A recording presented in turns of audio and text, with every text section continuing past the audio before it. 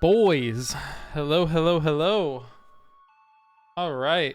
How was everyone? That guy MCL. What's up, my mans? How are you? Oh, man. I have a story from today. I have a story. Truly. Honestly, it's not the craziest story, but I did do something. Someone got a fresh cut. It actually involves the story about the haircut, kind of. I don't know. I talked to my roommates about it. They seemed kind of whatever about it, but I don't know. Maybe somebody in chat can give me some better advice. But regardless, so I desperately needed a haircut. My hair was getting so, I don't know. So I went on my phone and I looked up just like the nearest barber shop, because usually back when I was living in Arizona, you know, I always just went to the barber shop. They would do it for $20. That's including tip too. The cuts I would get were $14 plus $6. I would tip them. I would just give them a $20 bill. Be like, here you go, thank you. And you know, I went every couple months, every like 2-3 months. Since moving here to Seattle, haircuts cost $45, $50. It's like, I don't know, it's wild. So I yeah, I don't know. So I went online and I looked up like the nearest. Whoa, I almost just spilled all my water on my keyboard. But I went online, I found the nearest barber shop, and I basically, for any haircut you want here in Seattle, you basically need to you have to schedule it online. My old haircut place, you just walk in, write your name on a list, and then you're up within the next 20 minutes, right? That's what it's always been for me. I remember even I went to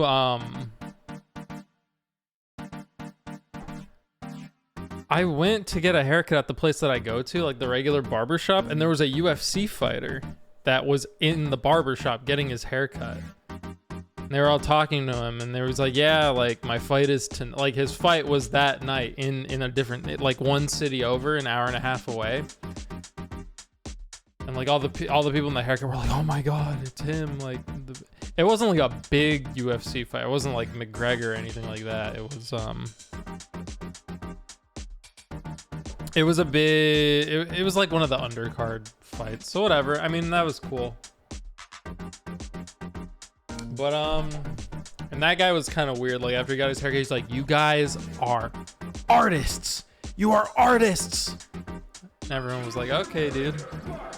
Anyway, go online, find the nearest barbershop, and I just schedule. It's like select your barber, and I was like, okay. And there was an option to just randomize your barber. I was like, okay, random. Like I don't know anybody. Like all the reviews for the place are like pretty normal, so like whatever. So I just select random barber. I'm like, okay. Oh my god. Going into this shit, no warm-up is kind of rough, but I select the random barber. And the first thing I noticed, I was like, dang, the barber that I got, pretty attractive. I was like, sounds like an experience. Oh, we haven't even gotten there yet. Orgy. I like the tag. What the hell was that? What was that? Oh, he left. He's so mad. So I not match. I get, this attractive looking young woman. I was like, oh, awesome. Like, I was just like, oh, okay, cool. This is her, whatever. So then come this morning, 10 a.m. I go to my haircut. Walk in. I was like, okay, yeah, this is a very, and I don't know, man. We talked during, you usually talk during haircut, but usually I don't know. There was something about the conversation. She was very flirtatious, I guess is the right word for that. She seemed very flirtatious. She seemed cool. It sounded like we had similar interests, It was, I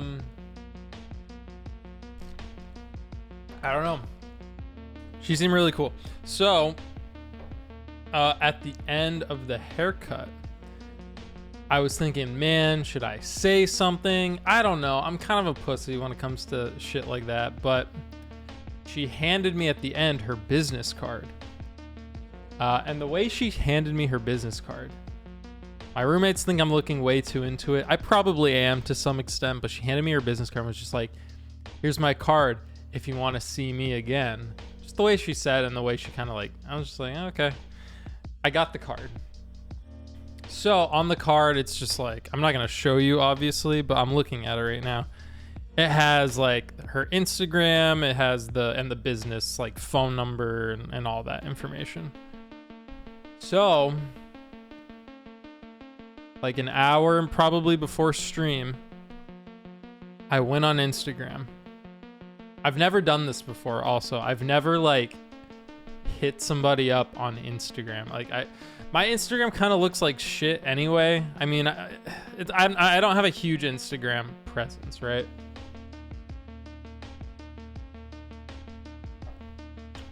And I just messaged her and I was like, hey, I was your first customer. What did I say? Hold on, I'm gonna give you guys the exact, because maybe you guys can address if I actually did it right or not. All criticism is welcome. Actually, please criticize. So I say to her on Instagram, hey, remember me from this morning? ? I was your first customer. I just wanted to text you and thank you for the awesome haircut. Granted, I messaged her at 12:30 at night. So, okay, so yeah, about an hour ago. I messaged her at 12:30 at night. So I'm assuming she's sleeping. She worked the morning shift. So probably sleeping. You realize people flirt for tips? No, I realize that. Trust me, I did realize this. But I don't know. Why? The way she handed me the card, there was just something. There was something about it. I don't know. But you know what? I just felt you know what? And just also, ooh, I forgot this detail. When I walked in, it was a different lady. Sorry. No, here's the thing. I mean, it was for a bigger, we don't know that. I don't think we know that for sure. Because when I stood up, when I walked in, it was a different lady. She's like, here, sit in this chair. And so will be out to do your haircut. I was like, okay. So she didn't see how tall I was when she walked in. So when I stood up after the haircut was over, she gave me this look of oh shit, this guy is tall AF. Anyway, regardless, I messaged her and it's 12:30, so whatever. If she doesn't message me back tomorrow, then you know what? At least I tried, right? Right? At least I fucking sent a message. Maybe I should have said something in the moment, like at the shop, but it was also like there were other people around. I just, maybe if it was just like her and I in the thing, I'd be like, yeah, like you seem cool. Tall men are what every girl wants. But dude, she gave me the look and then she's like, how tall are you? I was like, oh, I'm 6'3". She's like, oh, hee. She gave that fucking like flirtatious laugh. You probably get that a lot. And then I made a joke out of it. I was like, yeah, when I'm working at the hospital, you know, all the old people ask me, oh, young man, do you play basketball? And then she laughed and I was like, okay. I don't know, guys. You need to get, yeah, I know. Trust me, I know. I'm trying. Hey, here's the thing. I'm trying, right?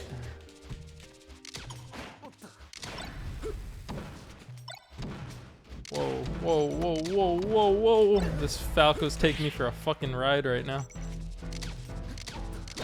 So you know what?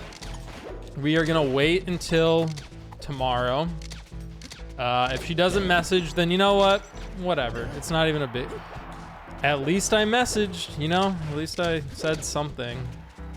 Hey, and if she responds... Here's the strat. If she responds like... If she says like, oh, like, yeah, of course, like, I'm glad you like your haircut, something along those lines, then I'm gonna hit her with this. Hey, sorry if it's like inappropriate or whatever, but I thought you were like super cool. Would you want to go get coffee sometime? I don't even drink coffee. What do you think of that? I don't think that's that bad. This is only if she responds, of course. Will she respond? Who knows? But I don't know. Also, it's like messaging through my Instagram. I feel like I don't have the best Instagram. So I think it's worth a shot, right? I mean, MCL, you could be totally right. I'm sure you are right. She probably was, you know, flirting for the bigger tip. I guarantee that probably is the truth, but it wasn't just the flirting. Like we talked about, I don't know, there were like certain topics that we were talking about, and she was, I don't know, we just, it aligned, if that makes sense. It just aligned. We talked about Melee. She was like, oh shit, like, because she was like, oh, like, how did you meet all your roommates? Because I was telling her how I moved here semi-recently. She says, how did you meet your roommates? I was like, oh, we all met through like a video game. And then she seemed interested. She's like, oh, what video game? Like, it's like, oh, we all play this game called Melee. And she's like, what? Oh my God. Like, I've seen Melee before. Like, that shit's crazy. She's like, are you like good at it? And I was like, I mean, I'm not paying the bills with it, but I mean, I don't think I'm that bad. I'm okay. She's like, oh, that's cool. Like, you go to like the tournaments and stuff. I was like, yeah. She's like, oh, that's actually super sick. Like, what? And then it's the first time I used it, boys. It was the first time I ever used it for something like this. I hit her with a, yeah, I'm ranked. I say, yeah, I'm ranked here in Washington. What of it?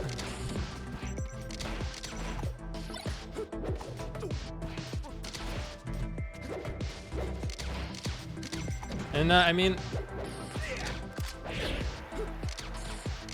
trust me, even I laughed about it. I was like, even though I'm ranked, like, I mean, she was like, whoa, that's crazy. And I was like, yeah, it's, I mean, she's like, so she was like, so do you think like you're gonna like make that your career? I was like, fuck no, absolutely not. I said, the only way to make it a career is if you're like top 10 in the world, unfortunately. You either have to be like top 10 in the world in Melee, or you have to, you can still play Melee, but you have to do something else with it, if that makes any sense. Like, you can be a commentator, or you can be a YouTube, like, there's a lot of ways to do it, but strictly by being a player in Melee, that shit looks ridiculous. Ugh, I just like threw up in my mouth, dude. Ah! Ugh. That's horrible.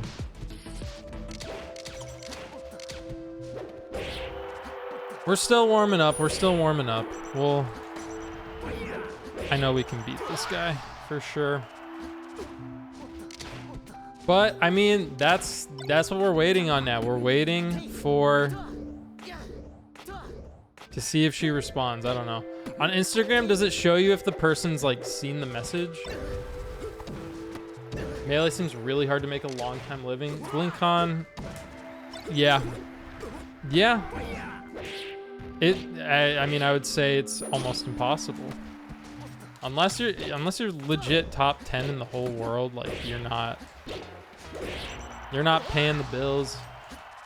I would think the most you could do with being super high level in Melee, like okay, like even I'm not good enough to be, how do I word this? I think if you wanted to actually make money in Melee, right? This is probably the most legitimate. You have to live in an area where there's no like super crazy high level top 100 players, but you have to be good enough to, I don't know. I mean, I remember back when I lived in Arizona, there were a few top players who would go to the Phoenix Melee tournaments. I just slammed my hand on my desk so hard on accident. Oh. And they would just go every week. It was like a paycheck. Every week they would make, you know, 50, 60 bucks, but hey, you know, that's $200 extra a month. That's, you know, that's gas money, that's groceries. And if I was that good, I don't even blame these players, because it seemed like they were only going for the monetary reason and not, and some players got mad at the players for doing that. Like they were only going because everybody at the weekly was literally free. So I would honestly maybe argue that like the players that do that probably make more money than even top players in tournament winnings alone.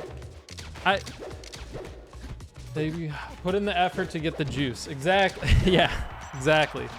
They're making $200 a month. That's what, $2,400 a year. That doesn't get taxed.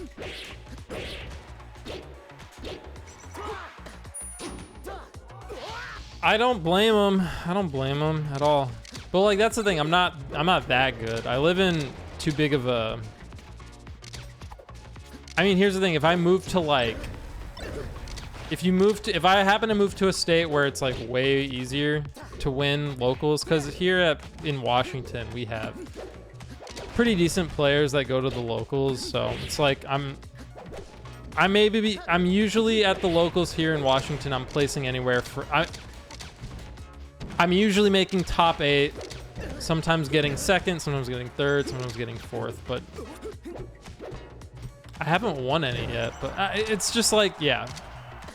But I'm sure if I lived in a state like, I don't know, Montana, Hawaii, I just can't think of any like crazy good players that came from those areas. I'm sure it would be much easier.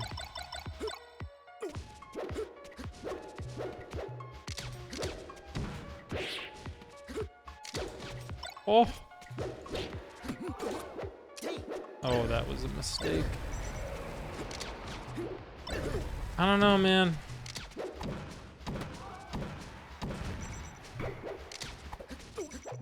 Back to the haircut place, man. Back to the haircut story. I hope she messages. I hope she messages. Where are you from? I just recently somewhat moved to Washington. Washington State. I'm in Seattle. And then since being here for a few months, I'm on that PR, baby. Number 8. It's really not that great, honestly, but I've never been PR. You know, being in Arizona, it was very difficult to get PR. Now, not so much. It's a lot easier to make Arizona PR, but a big part of it was where I lived in Arizona. I lived in Tucson, and the panel that would do like I was also PR'd 8. Welcome to the number 8 club. Wait, from where? Where were you PR'd? And here's the big thing with the PR here. It's also like this in Arizona right now. It's just a ton of players are not playing the game. So it's like a ton of players aren't playing the game right now in my region. I mean, on like the universal Washington like seating list, whatever you want to call it, I'm like number 25. Isn't important.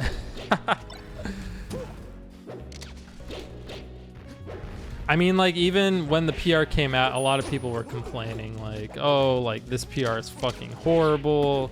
I mean, I don't deny it. It's not a good PR. I thought he was gonna roll. Whoa.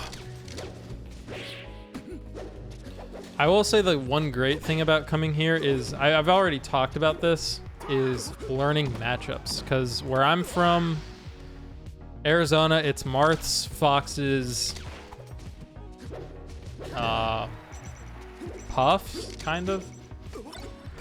Here, it's Sheiks, Peaches, and I fucking hated the Sheik matchup. I'm not good at the Peach matchup. But I'm now being forced to like actually learn matchups that I never knew before.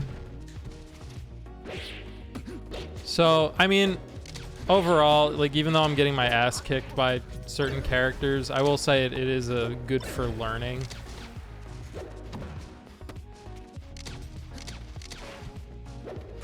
But I mean, it's cool to get PR, I guess. I mean, at least I could say I got it once somewhere, you know? And it's an actual state PR, which is nice.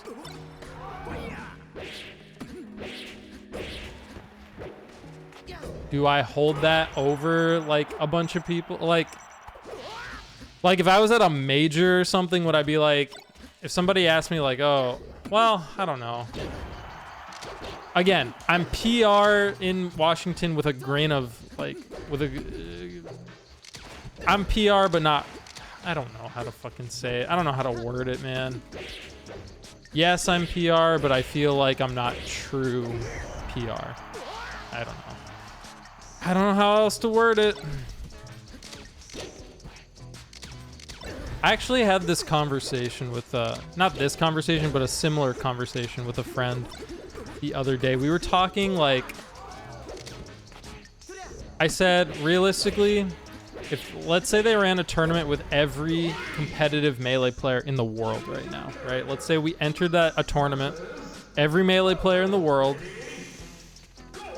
and we ran it 1,000 times, right? Feel like you're not truly PR either. Well, yeah, I don't know. No, so imagine we run that tournament 1,000 times.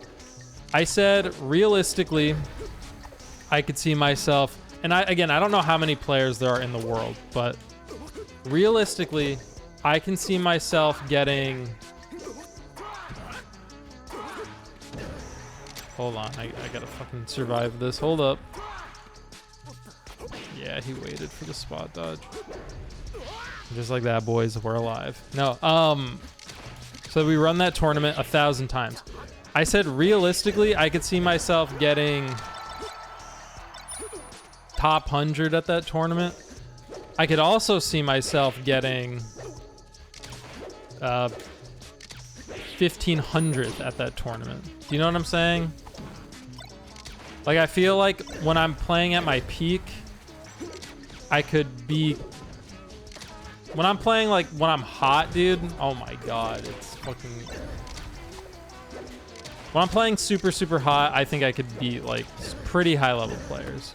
Obviously, I can't beat like top players, but you should base it off percentage. How so? Oh, that was supposed to be an up B out of shield.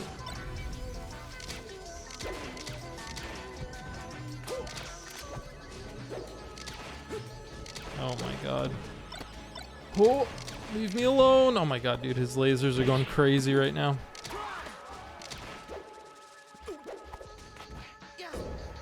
But realistically, yeah, I could see myself getting like 129th.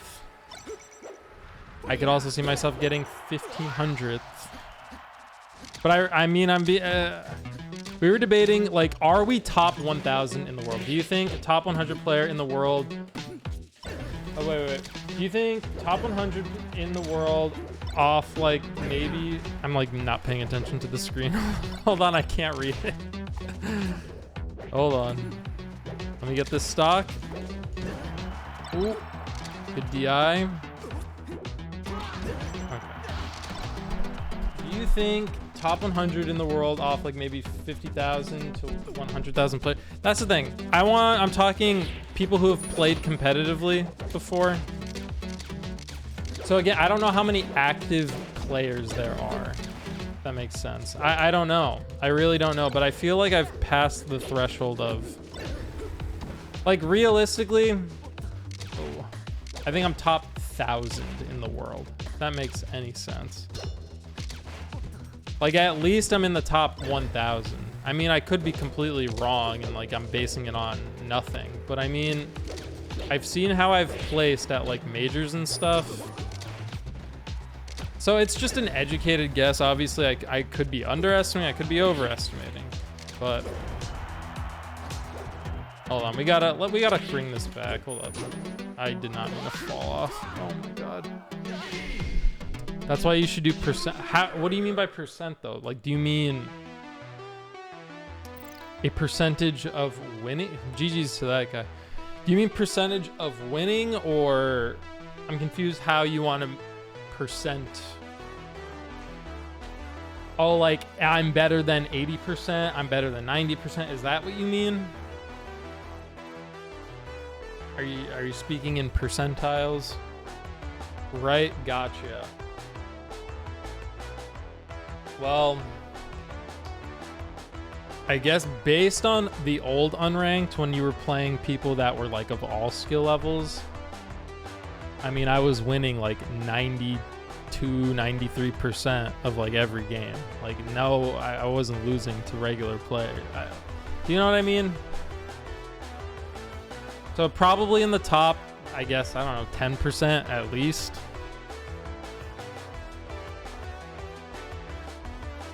Maybe higher. I don't know. I don't know how to properly...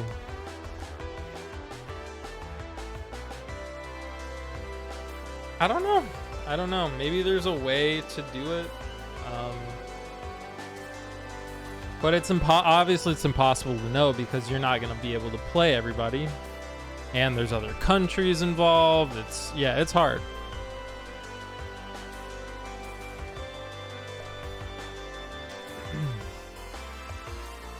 Do we count free brackets? I don't know. I mean, since I've moved to Washington 8 months ago, I only have one L. EU not good. Leffen will shut up. EU is fine. I mean, I don't think they're as good as America, but they still have some really good players. But I think, I don't know, man. Maybe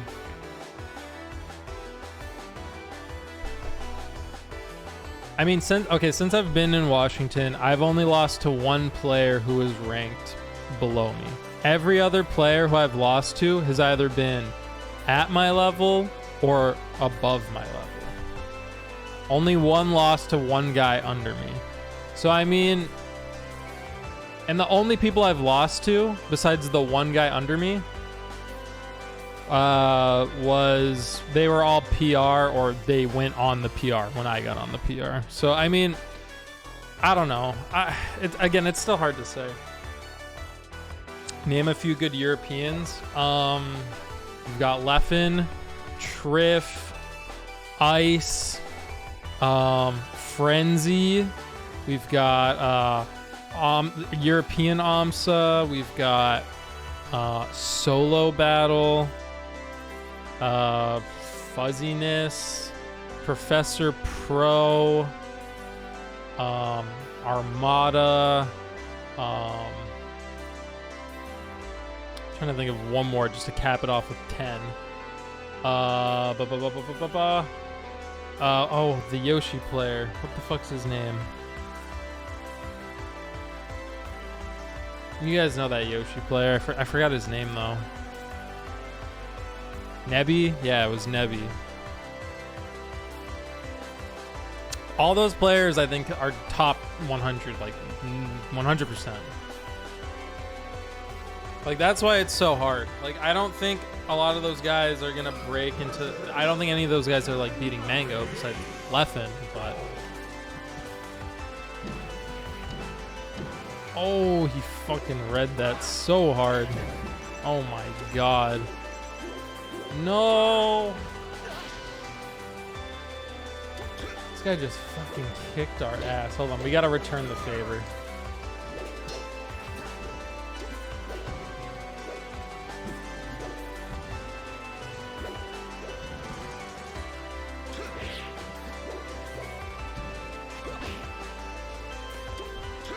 Oh my god, this guy's trying to get fancy, dude. Oh my god, that traded. I don't have a jump. This guy is good.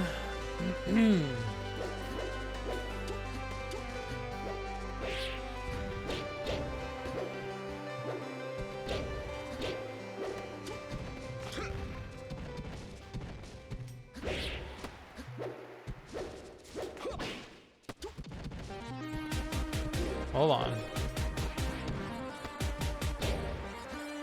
I wasn't expecting a fancy...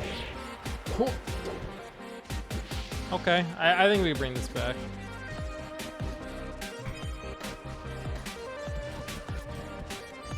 Ooh, that's a good dash back. Yeah, no, this guy's decent for sure. We just can't let him in. Oh god, he's in. He's in.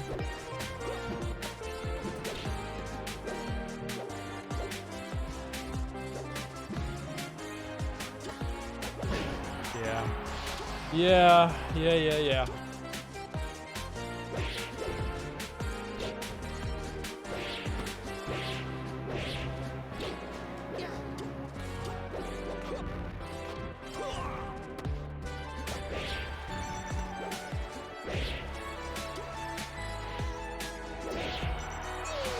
Bring it back. I know we can.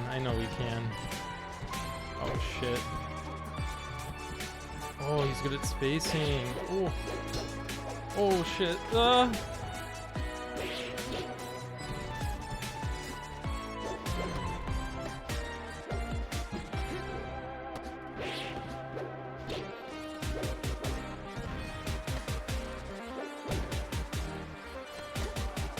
I keep doing the nair. He's just waiting for me to nair. Okay. Watch this. Ready?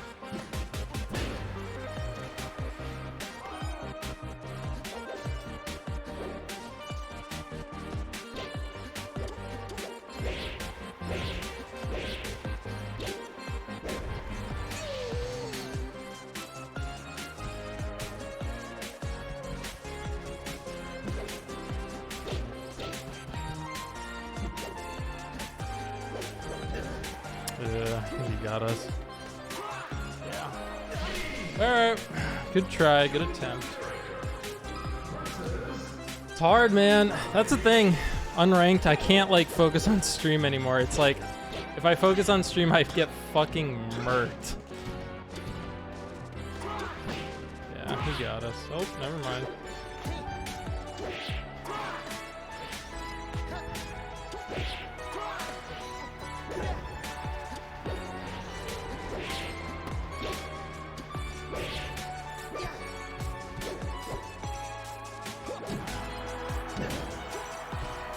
Oh.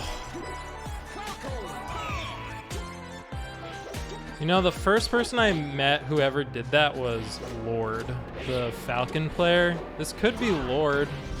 It's like the only person I know who does that shit.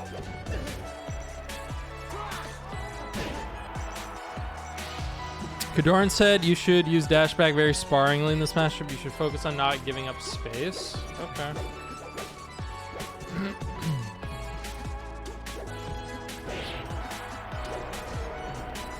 Ooh, I should have reversed up feed right there.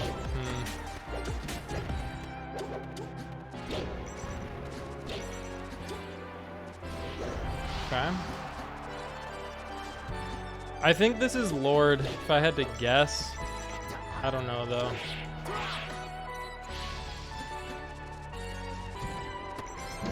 Ooh. Ooh. Maybe it's not, though. Who knows? There's so many good players now.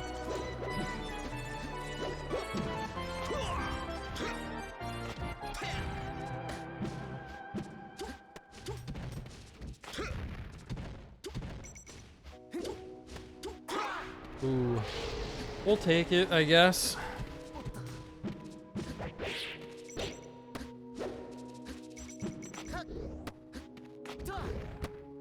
Oh, I fucked that so hard. No. Ah!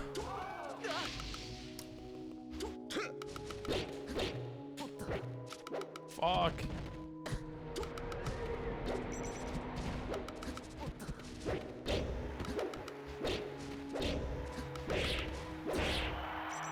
Was he dead?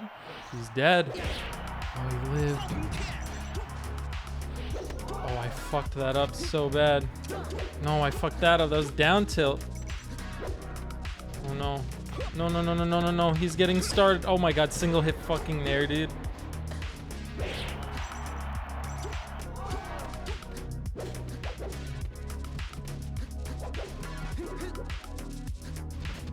Oh my god, he got us. He got us. Oh my god, no, we're alive. Oh my god, that's an accident. Okay, okay, okay. He's not gonna expect this. Boom. Bam. Ah!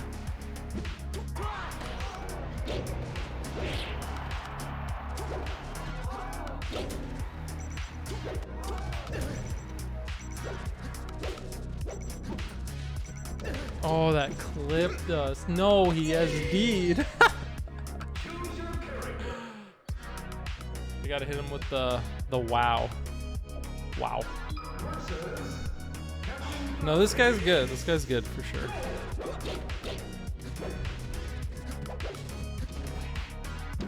Oh my god, he's so good at that. So good at that. We take it, yeah. That's the thing, dude. The MMR now, it's harder to relax if you want to keep getting like good opponents.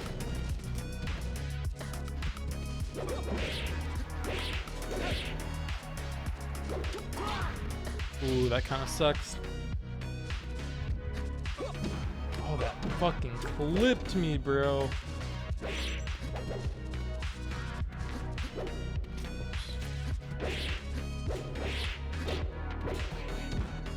He's also really good at crouch canceling. I have noticed that. Up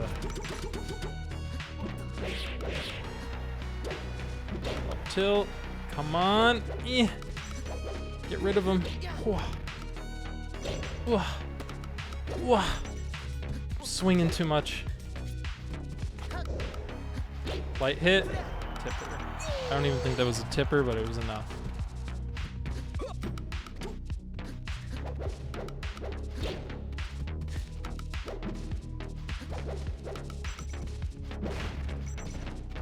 God, dude, his single hit nairs are fucking knee edge cancel up air. That was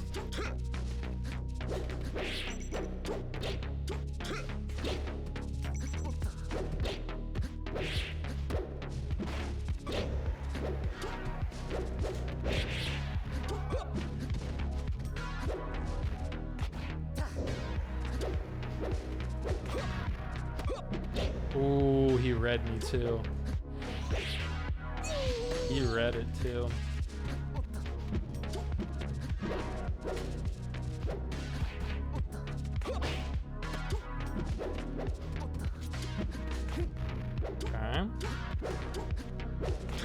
I want to get a fair and square win, because like the last game he SD'd twice, so.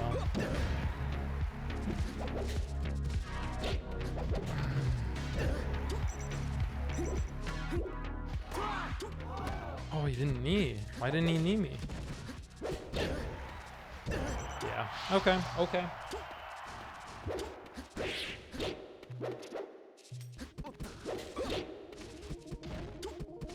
Oh, I didn't have a jump. Ah. Didn't have a jump.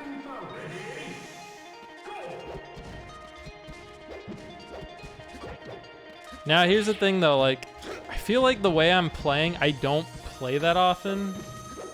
If that makes sense. Like, the way I'm playing right now, like, where I'm, like, really hard focused on, like, actually spacing and getting my hits, I feel like I don't have to do this that often unless I'm playing somebody really good. And if I don't play like this, then I get my ass kicked.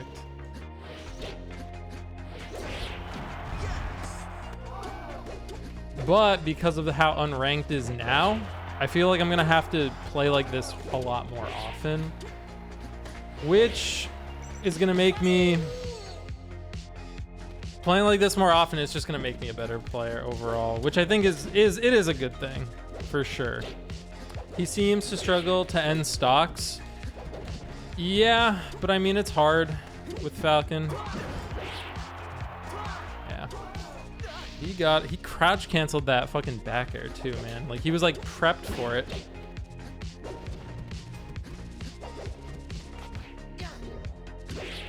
Oh, he jumped. Okay, no, never mind. He fucking... The fair, like... Oh, he DI'd it, like, back to the stage. Crazy. Oh, I'm dead. I'm dead. Oh, I'm so dead. Ah!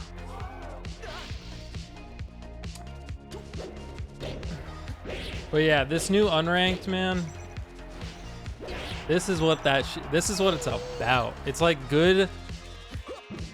Because my whole thing, I was thinking like, oh, I can't wait for ranked because I think ranked is going to be really, really good for practice. And it is for sure going to be great for practice.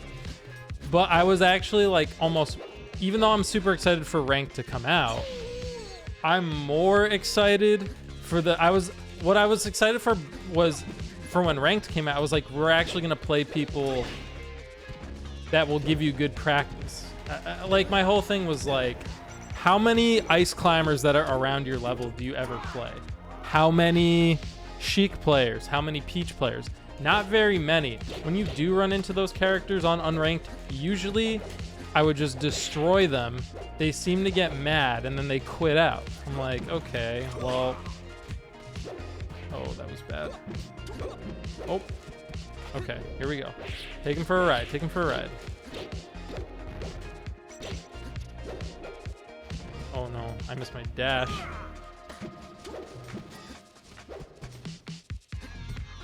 Ah! Okay, just hold stage, hold stage. Down tilts? Down tilts?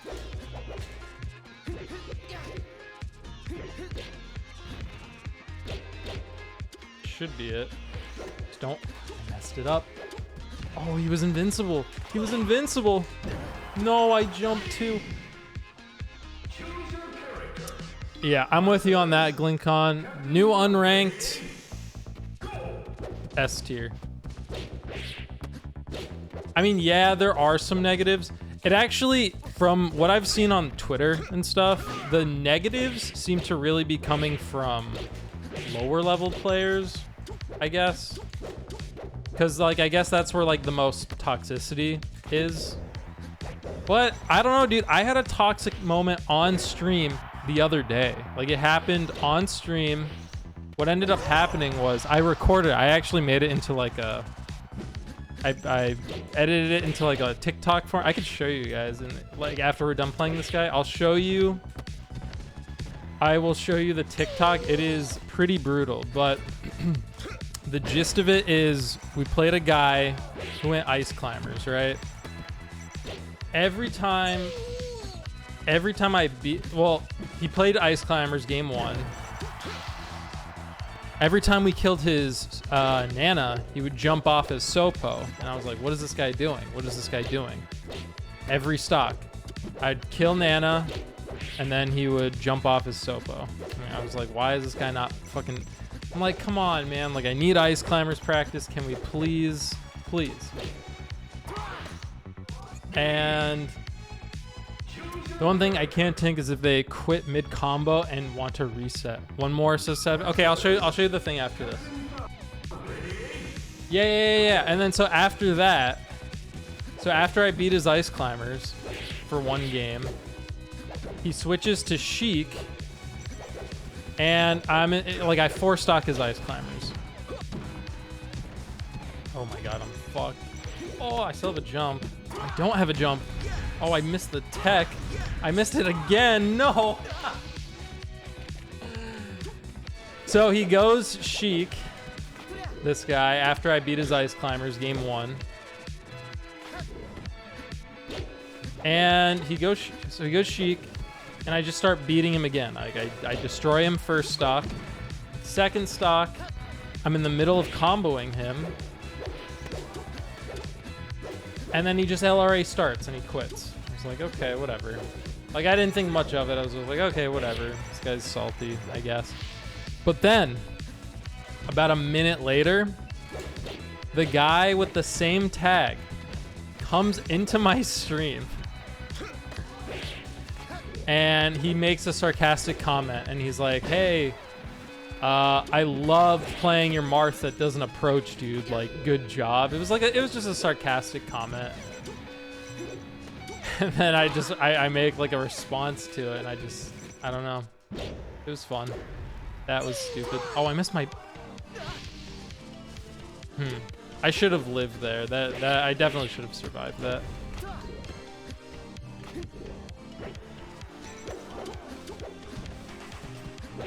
But it's like, I don't know. What do you want from me? Marth not approaching is literally, like, Zane doesn't really approach too often. It's grimy and slimy onliners. Yeah, you're gonna get that for sure. Oh, shit.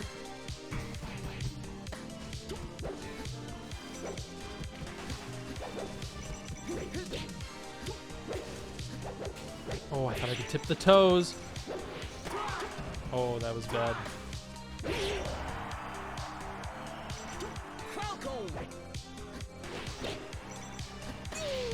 Tip the fucking toes, boys. This guy's so good with the crouch cancels, man. Actually, I don't think it's Lord anymore. Lord had way crazier punishes when I played him. This guy's still good, though. Oh, shit. I couldn't even tech the wall, man. Oh, that was an accident. Oh, GG's, though. It's a sad villain. Here, let me show you guys this fucking TikTok I made. Oh, no, it's on my laptop. Actually, no, I put it on Discord for a friend. No, I didn't. I streamed it to him. Oh, it's on my laptop. Hold on.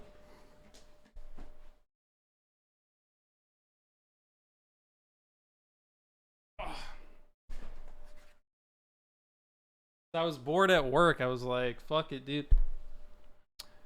So we got the laptop. I'm gonna... How the fuck do I show you guys? Because it's on my desktop. Like, what's a way to send it to somebody?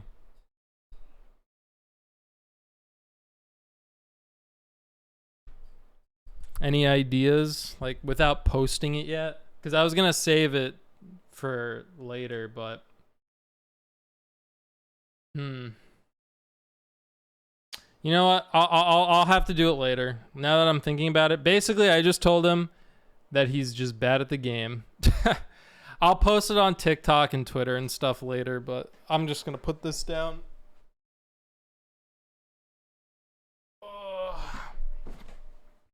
Wow, I'm like sweating. sweating. Oh, well, I will say this, boys, to update, the girl has not messaged me back. But I messaged her pretty late, so we're gonna give it till morning. I don't know. Here, let me get the music going.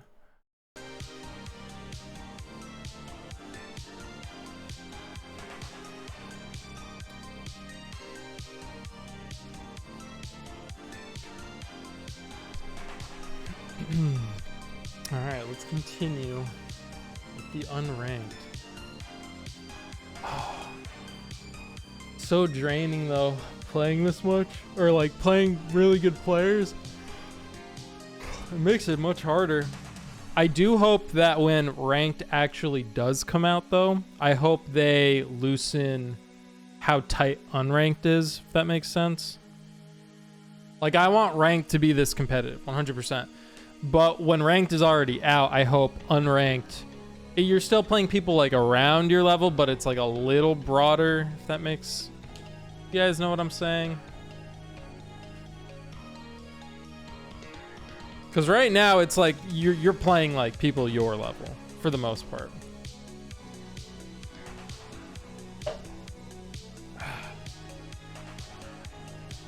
Yee, speaking of Yee, I saw that new Kanye documentary. And in my honest opinion, it's the new Kanye documentary that just came out on Netflix. I don't really like Kanye. I mean, I think some of his music is pretty good, but again, it's not like music I would like put on, if that makes sense. If somebody's playing it at a party, I'm like, oh, okay, yeah, this sounds really good, right? But I really do not like I've never really liked his person, his character, and like the antics that he gets up to. I just think he's a really shitty person. But when I went into this documentary, I went in, I don't know that much about the guy, and I went in with an open mind. I was like, okay, it's a documentary, maybe it's about, I didn't really know what it was about going in. And I watched it, and I have to say I was not a big fan of the documentary. I have some friends that they said they loved it, and I don't know. My biggest issue with it was like, unless you're a Kanye fan, it's just kind of boring. And it's mostly raw, like it's like old, uncut, unedited footage of Kanye like before he was famous. Like, again, if you're like a fan of Kanye, I think it would be super interesting. Like if there was like old footage of like Michael Jordan before he was like in the NBA, for example, I think I would watch that and I would find it super interesting, for sure. But if you don't know, like myself watching, I don't know Kanye very well. I just kind of know his antics and stuff. Like, I wish it was a little more, I don't know. I wish it was made a little more for normies, if that makes sense. I do think that's probably my biggest issue with it. If you don't know anything about the guy, it's just raw footage of this dude, and it was just raw footage of a dude trying to make it in the music industry. There were no interviews, it was just raw footage, and I was just like, man, if I'm a Kanye fan, this shit probably fucking slaps. But as a normie who doesn't really listen to him or know that much about him, it's just boring. I will say the only thing that is cool about the documentary is it is interesting seeing his hustle and his grind to actually get what he wanted. That is actually, I would say, I mean, it almost bordered on lunacy the way he was doing it, but you know what? It worked out for him. I would say that was pretty cool, but besides that, I just thought it was kind of boring. Because there would just be scenes of nothing. There would be scenes where like not much is going on and it just hangs on these scenes for like 5 more minutes than it needed to.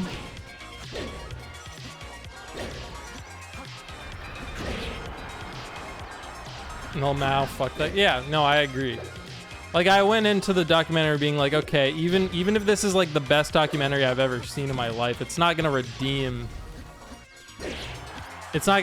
him for like what he's done, you know? He's just kind of a shitty dude. Granted, during the recording of the like, because all the documentary showed was like early life, not even early life, but like it was just showing him before he was famous and hustling, right? He didn't seem, I mean, he seemed pretty narcissistic and he had an ego for sure already, but nothing like super douchey. I mean, just like nowadays when you think of Kanye West, it's oh, I was expecting a shine there, but down smash works.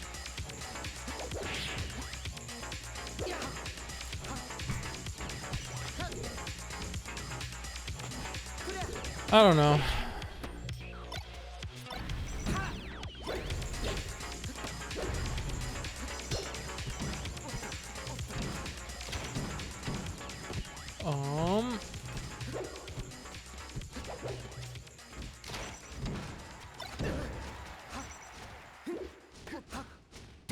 Why do I keep going for that super high air dodge? Yeah. I don't know. That guy MCL, do you have any good documentaries to recommend? Because I've been rewatching the Michael Jordan documentary. It's so good. Like, even if you're like, I don't know. I mean, I like basketball. I mean, I'm not like the Michael Jordan documentary, dude. Oh, it's so good. Just the way they I mean, I have like some issues with it, but like the way it's like structured and like the stakes that they add, it's like, oh, now this is some juice. The Melee documentary, not that I can think of right now. The Smash Brothers Melee documentary, both of them. There's 2 Smash Brothers Melee full documentaries. That's the reason I play this game right now, is because of the first documentary that came out. You know, 10 years. It's free on YouTube also, so highly, highly, highly recommend. Obviously, I don't think especially the old one, the old documentary, obviously it's a little outdated. But you know, it's free. It's all on YouTube. It's a good watch if you've never seen it. It's definitely cringe as fuck, for sure.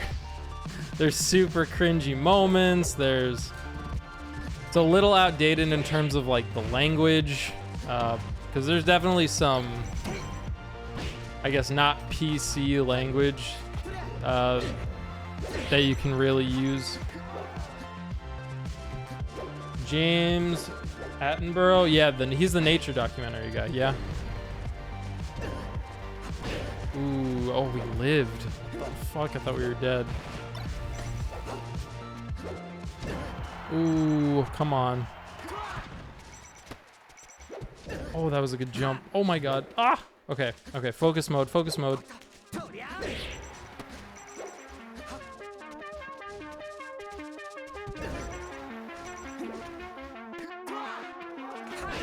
Oh, I thought he was gonna up throw.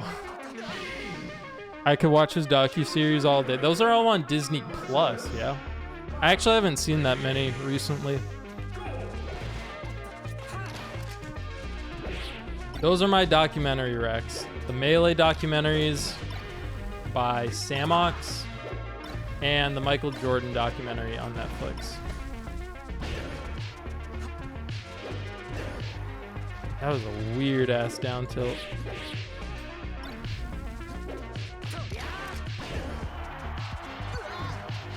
Not sure. I watch them on YouTube. I mean, on Hulu and YouTube. Are like Food Network channels, like people who travel, like drive-ins, diners, and drives. Is that documentary? I guess. Oh, my FD game, man. It's been struggling recently. Oh. Fuck. Oh, look at that angle. Doesn't matter too much. We gotta take the stock, man. I like docs that teach something either about nature, culture, or art for sure. I generally like documentaries about like, I don't know, I guess situations. Like I've seen like 9/11 documentaries, stuff like that. Those are always interesting.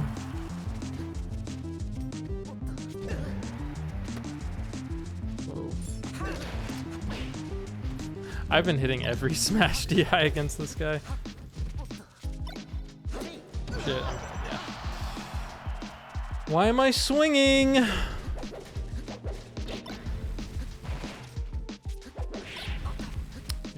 I gotta space those nairs better. Oh, he stole it. Good steal, good steal. I think after the first game, this guy, he turned up the fucking, he cranked the jets just a little bit. Okay. All right, we're not gonna win doing that. You're not gonna win doing stuff like that. That's fine. That's fine. Give me Yoshi's. Oh, GG's. No, don't GG's. I want one more. Those are more reality TV. Yeah, that's actually true. That's true. Those are but they're not like, I don't know. When I think reality shows are more like, you know, scripted, unscripted. The producers tell you what to say when. I feel like the Food Network, dude, I'm sweating. That's gross. Ugh. Are you a big movie? I mean, I like movies. I wouldn't say I'm the biggest movie person, but I do enjoy a good flick from time to time. Got any recommendations? Reality docuseries? Yeah, it just really depends. Depends on what it is. All right, here we go. We have a different fox. Redemption time. Oh my god.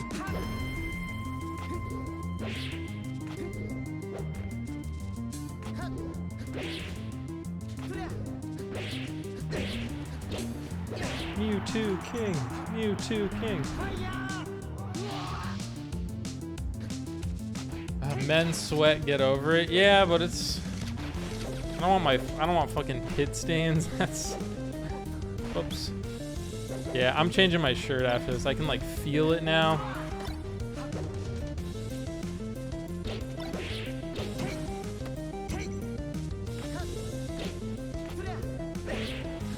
I mean, I'm not trying to disrespect this fox, but he's definitely not as good as the last guy we played. I can just tell by the way he's DIing.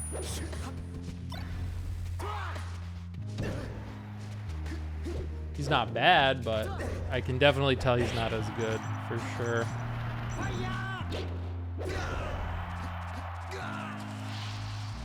Gretel and Hansel, the Witch, Embers, Moon, Frank are some of my faves. Those are movies? Or are those docus? Those sound like movies. Sound like scary movies.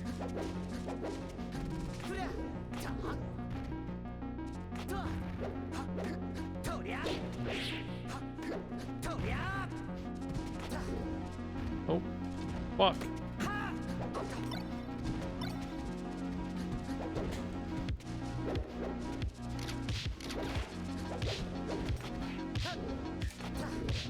See, he's just running in with Nair.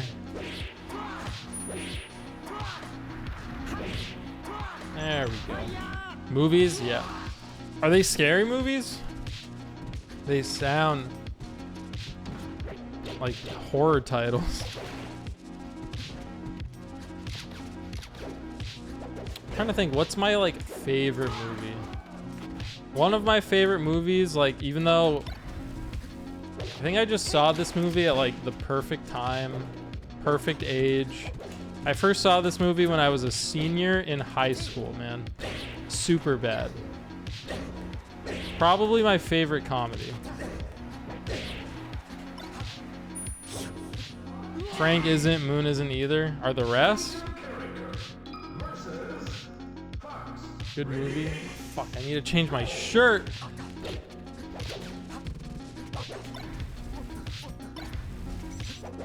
But Superbad, that's, even though that's kind of a normie take, I don't even care. It's one of my absolute faves.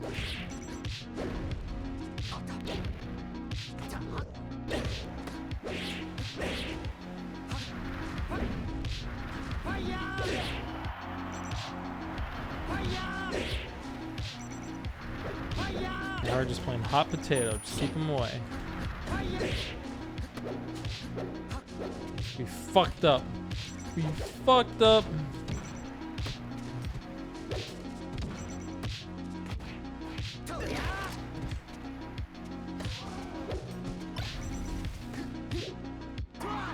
Slow roll, man. Slow roll.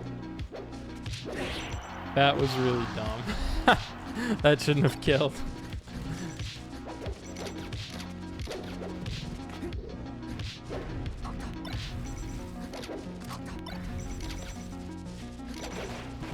Oh, DN, DN, DN.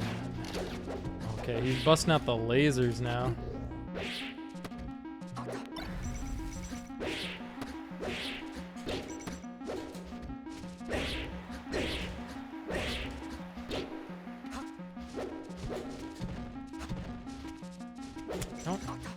Ever since learning how to wank DI, the one thing I really don't like about it, I keep accidentally using my jump when I don't mean to. That is the scariest thing about learning wank. I have to like figure out when to like, I don't know. For all those that don't know what I'm talking about, basically Wizrobe does a special kind of DI called wank DI. And it's basically, he took it from, it's a technique that they use in Smash Brothers on 64. Learning how to wank, yes. I believe it's called that because it literally, I think the joke is you literally look like you're jerking off while you do this DI. I'll show you guys after this game. It's crazy. Like it's, oh, he's dead. He's bye-bye. Here, I'll show you. I'm gonna hit this guy with the GG. So basically, like how you DI in this game, or at least when you're getting comboed, like they say to like put your thumb in the groove, right? And then you want to, oh, you guys can see I forgot you guys have a GameCube overlay.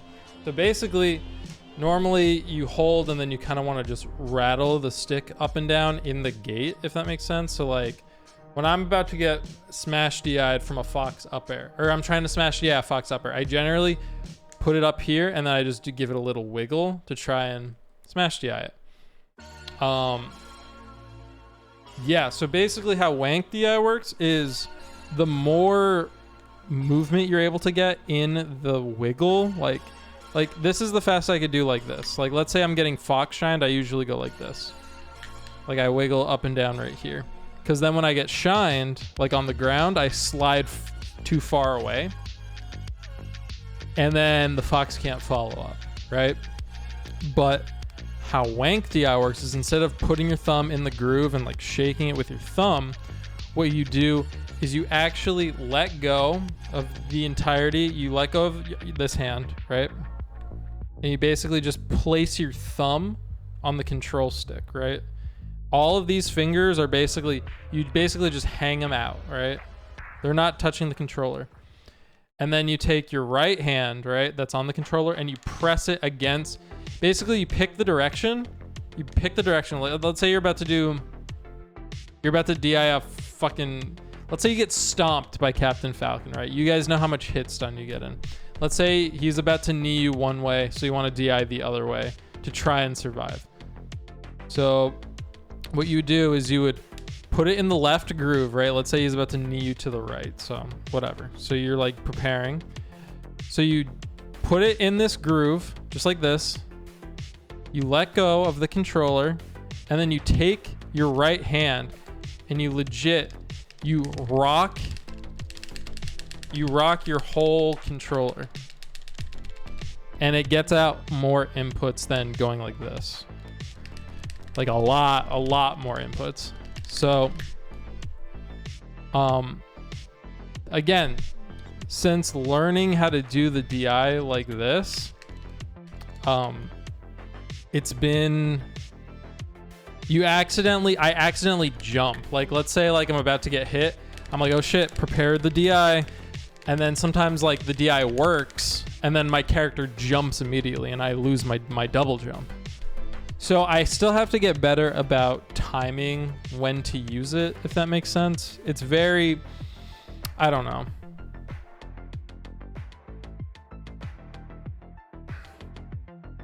It's very up in the air. I don't know. But I'm still getting better at it, so I don't really. No, wait. I'm changing shirts. Hold on.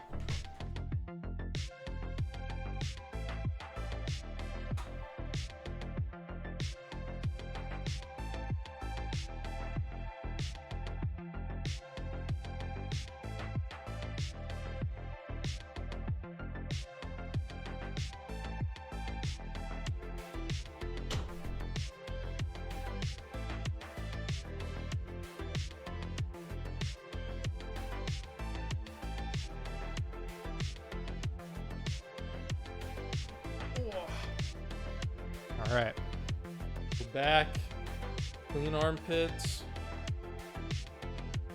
Oh, fuck.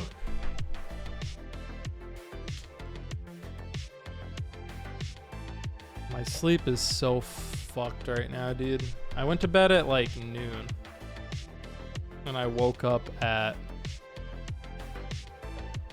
I went to bed at noon, and I woke up at fucking 9 p.m.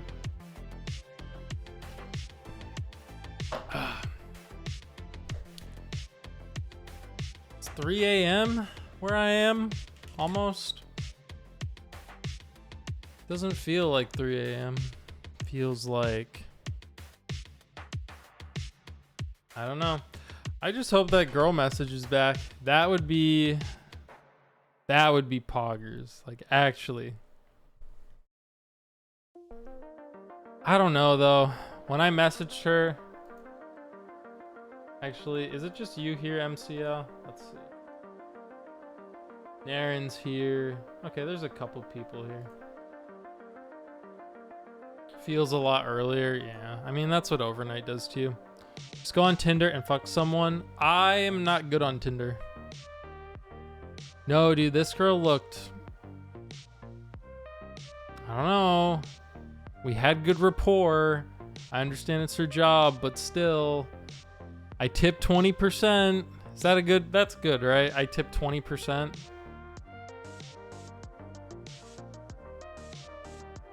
But you flirted for the tip. But that's the thing. I don't know if it was necessarily for the tips. I don't know if it was necessary. Again, she was asking like really specific.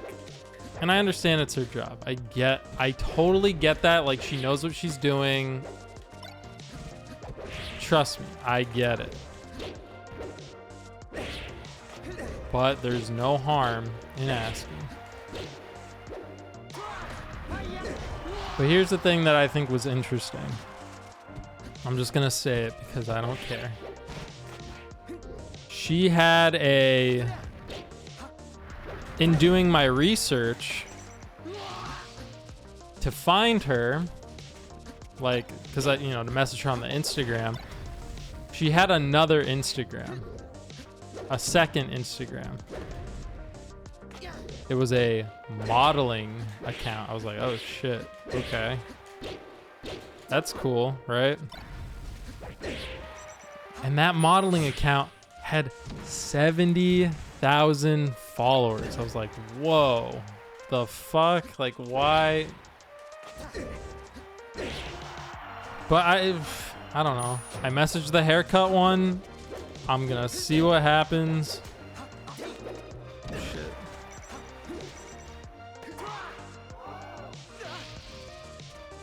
$70,000 followers. I was like, Jesus Christ.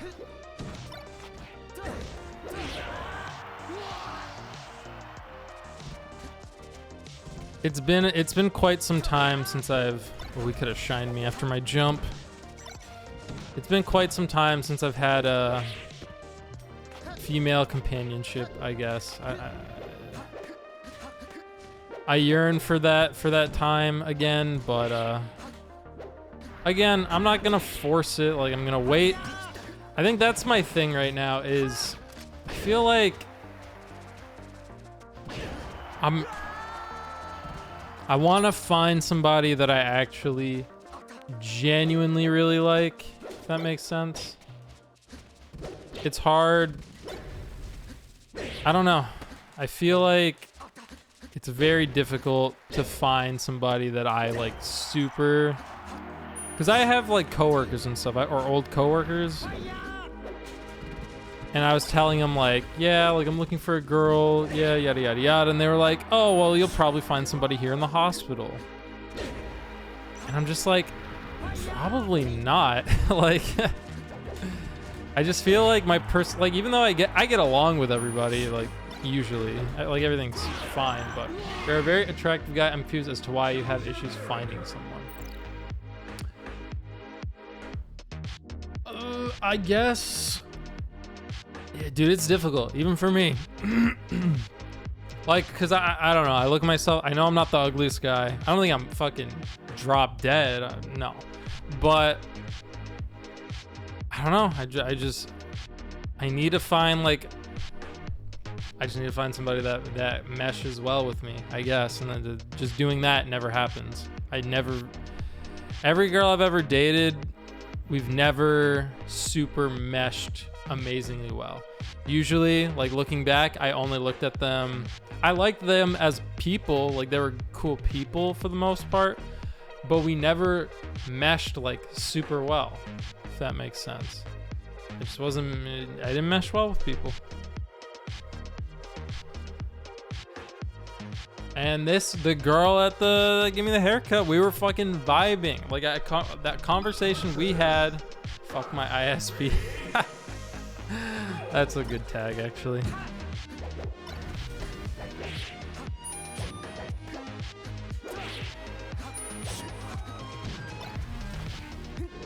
But the conversation I had with this girl at the thing, I've only had conversations like that with like a few people where it's like I'm talking about things that like I genuinely like, and they actually showed an interest back because they actually I don't know. I don't know.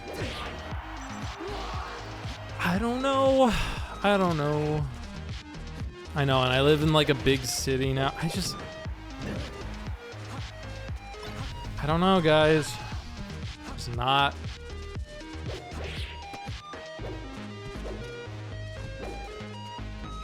Whatever. I just hope she messages back. And if she doesn't, then you know what? Plenty of fish in the sea. Plenty of fish in the sea.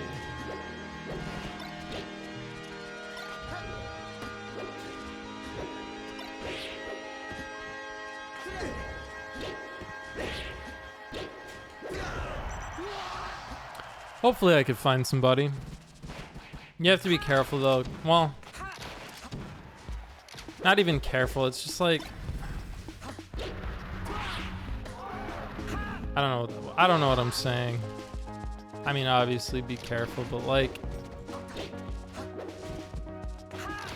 do I have everything that I want? I don't know. But I feel like that's the thing is like, I'm feeling like, oh, that was a good ass angle by this guy. I feel like if I find this is what kind of gets me, right? It's like I obviously have not conquered like all my dreams and hopes and aspirations and shit, but like And like, if I find a girl before I achieve those, would finding a girl like get in the way of that? But at the same time, I feel like if I found the right person, they could elevate you. I'm not saying it's a requirement, but if you truly found somebody that you really, really like, they could elevate you to actually pursue those dreams harder or do things. Like, here's the thing. I am 100% I can say I'm happy like where I'm at right now for the most. I mean, obviously there's like some things I wish were different here and there, but like overall, I mean, I was at a point in my life, what was happening? Like I went to my stepmom was like, hey, I want you to get tested for, don't be fooled into that BS about partners elevating you. That's movie shit, not IRL shit. I mean, that's fair. I mean, I don't know. I do think it's possible for, because what if, for example, I start dating a girl that's really into art and then her art inspires me to do something. I don't know. I'm just giving a weird example, but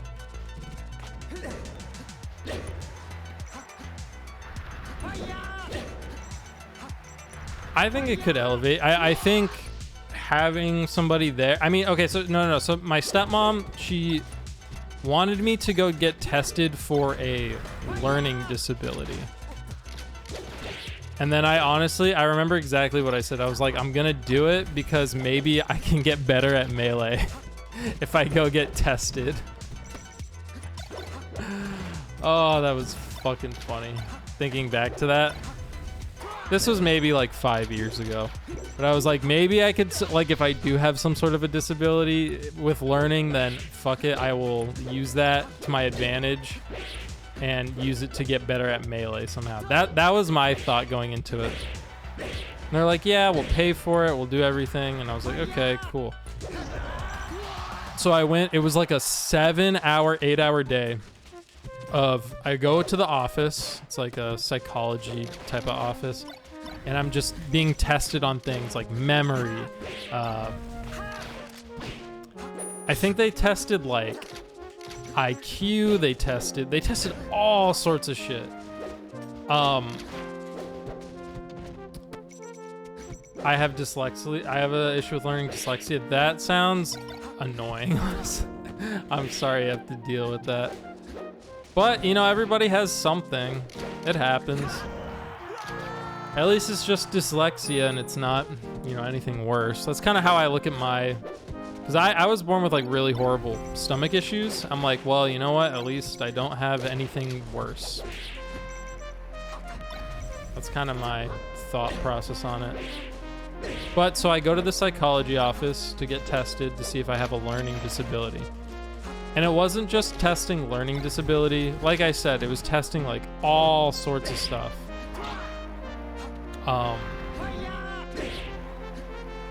And after the 8-hour day, they had me come in a week later after they did the full data analysis, right? And they basically said,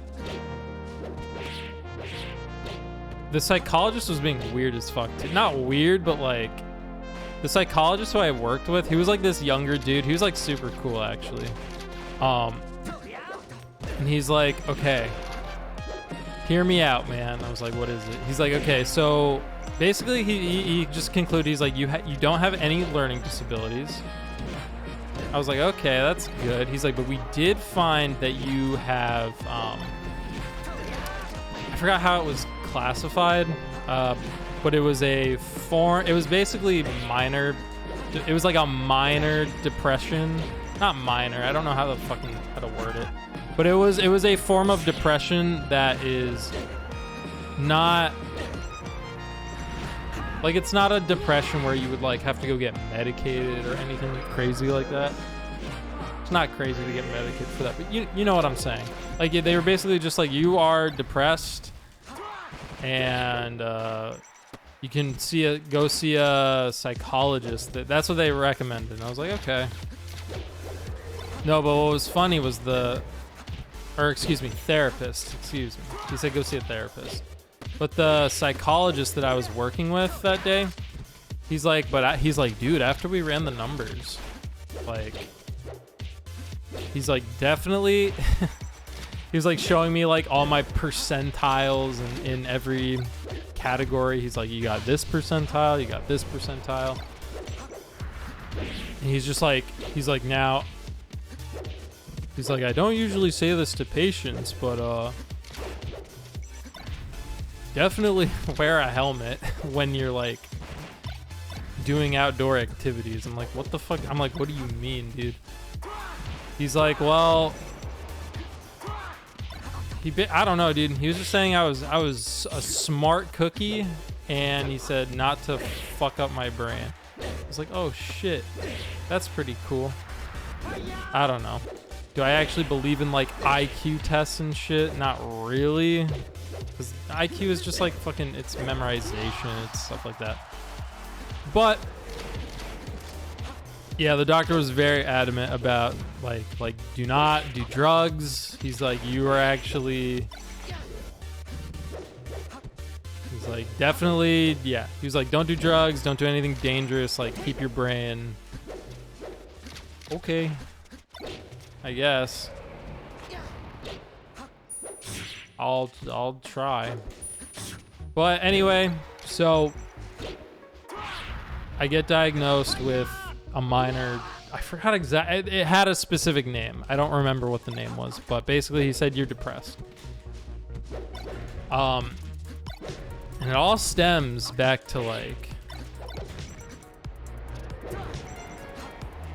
yeah, I don't know exactly what it stems from, but I have a severe clinical depression, take Zoloft.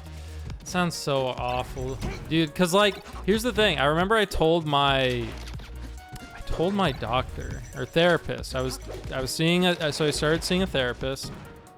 Now that I kind of like understood, because I know the feeling of depression now. Obviously, it sounds like you have it way fucking worse. But I understand, like, I probably had a minor, it's like a more minor version of what you would probably feel when it's at like its absolute worst. And oh my God, that's horrible. And I remember I specifically told my therapist this. I said, bad connection. All right, GG's. I told my therapist, I said, huh, now I understand. And obviously don't take this out of context, but I told my therapist, I was like, I see why people would take their own life now. And he was like, what do you mean by that? I was like, well, like that depressive feeling, like when it's like at its worst, I was like, it's horrible. It's awful. And if it was ramped up, because I know people have it like way, way, way worse than I do. So if it was this feeling, but ramped up times 10, times 20, times 100, whatever it is, it's horrible. I was like, damn, like it just gave me a new understanding. Like I was always super pro like mental health, all of that. But now that I was like feeling it physically, I was like, damn, like that shit's crazy. It's crazy. I hope the Zoloft is helping. Yeah, I've been there a few times before I got help. Just get help, man. Like if you're feeling that I'm glad, that's so good. I'm glad it's chill because it's horrible. It's horrible. Now though, like I would say I'm not really in that depressive state really anymore. I mean, there's obviously days where I feel down or I feel lazy and it gets to me a little bit, but those days happen.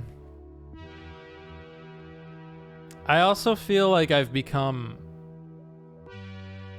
not as good a person in recent years. I don't know. I really do believe that. Like I used to be more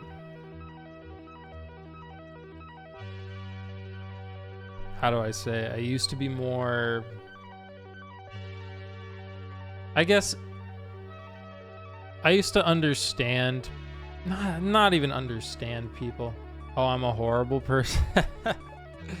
But that's an off-stream topic. Well, I mean, we all have our things, but like I used to be way more like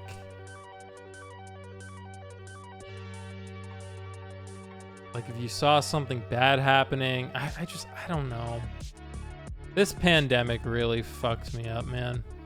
I mean, not as bad as a lot of other people, but I feel like I'm not as, I don't know, when I just see stupid shit, really, COVID made me understand, like I always understood there were stupid people. I you know, something my mom and dad taught me when I was young. They were like, there's always going to be dumb people. And I was like, yeah, I know there's always going to be dumb people. But then this pandemic just really, like, it's like, I understand it's probably, I don't know. I just don't know. Just seeing like the numbers of people not getting like vaccinated, for example, I'm just like, this is just idiotic. And then people in my own life, fortunately, well, my immediate family, they're all on with the program. They, you know, get the vaccines, they wear the mask, that's fine. So thank God for that. But like, for example, my old hospital, one of the nursing supervisors, okay, this lady went to college in nursing. They have a nursing degree, and they're basically the top of all the nurses. They're the top nurse. And oh, Night Cypher with the rate of 3. Thank you, Night Cypher. Holy. Head nurse. Yeah, the head nurse. She didn't believe in the COVID vaccine. She gets COVID. She goes to the ICU in her own hospital and nearly dies. Fortunately, she survived, but hung out with a friend recently. He's anti-vax. Had an argument. Yeah. Yeah. And just like, there's it's not just that, but just like, I can't even talk to my grandpa anymore. Like, it's just hard. It's hard to talk to my grandpa. Like, it used to be, I mean, my grandpa, thank God, he I guess he's anti-vax now, but he already got the COVID vaccine, if that makes sense. I don't know. He got vaccinated, but now he's like, I'm not getting a booster. I'm not doing this, I'm not doing that. And it's just like, but you're gonna die. You're old, you're overweight. It's more than overweight. He's super obese, he's just not a healthy dude. And if he gets it, he could die from it, straight up. So that worries. I'm glad he got the first 2. I'm glad he got the first 2 doses at the very least. So I mean, he's like somewhat protected. But it's just, every time I try talking to him, it's just like pineapple on pizza. One of the most divisive Yeah, but I think pineapple on pizza that's a fun topic, you know? Getting a vaccine for the betterment of society, I feel like, in my opinion, I know it's a joke, but like, it truly divides stupid people and smart people. Much as I love, because I have a lot of, it's just, I just don't get it. I just don't understand, because my whole thing is like, and I even tell my grandpa this, I'm like, they're scientists, right? They do this for a living, and my friend is smart though, yet he seems to have been suckered by anti-vax. Yeah, just listen to the scientists. That's it. These people go to school, and this is what I tell my grandpa. I'm like, why are we not just listening to the science behind it? And then His response, oh, you think I listen to Dr. He has like a Russian accent. You think I listen to Dr. Fauci? This heck, this piece of shit. I'm like, okay, take any individual out of this. I mean, let's look at all the science as a whole. He's like, no, we can't listen to it. Have you seen the movie Idiocracy? I have not. I think it's an understanding of the sciences. Seems to be innovated by distrust in a government/authority. Yeah, it's just weird. I don't understand it. It's a science. I just don't. And like, I know another big thing was like, oh, like this is the fastest made vaccine ever. But it's like, have you seen technology nowadays? We have fucking VR headsets. Like, it's obviously going to be much faster to make a vaccine, especially when it's like something that we need right now. Like once COVID like became like mainstream, it was like, oh my god, we need a vaccine right now. It's killing people. Probably correlates with right leaning. Yeah, and that's the other thing. My grandpa's like, oh, but they said on the news. I'm like, what news? What news? He's like, oh, the Fox News. The Fox News. And I'm just like, yeah. Right as I said Fox, I saw your Night Cypher. Wow. Yeah, that's it really it's just sad, man. I hate to see my grandpa the way he is. I hate to see a lot of people the way they are because of this, this pandemic. I mean, and it's, it could have been way worse, right? The pandemic could have been a nuclear war. Yeah, mother Foxer. I just don't get it, man. Just listen to the scientists. Just listen to the people who've gone. And like, he's like, oh, Fauci. I was like, okay, but let's listen. What about the researchers in Japan? What about all the scientists in Brazil? What about the scientists in literally every country, pretty much, in America, in the world. I almost said in America. Look at every country in the world. Pretty much everybody is in unison saying, take this vaccine. It reduces the risk of getting COVID. It reduces the risk of getting super sick from COVID. I don't know. And that's what's sad is like, I'm working with patients that, because I'm working at the hospital, I'm working with these patients that don't, they didn't get the vaccine. They're not looking at the positive numbers. Yeah, that's the thing. And it's just like, there's a lot of misleading stuff out there. Even on the good side, there's like misleading stuff. My friend was looking at a website that showed deaths by COVID vaccine. COVID adverse event reports death. And COVID adverse event reports number. Yeah, the number of people who have died from a COVID vaccine is so much lower. Like 0.00001%. And I was like, but you have to compare it to how many lives were saved. Yeah, true.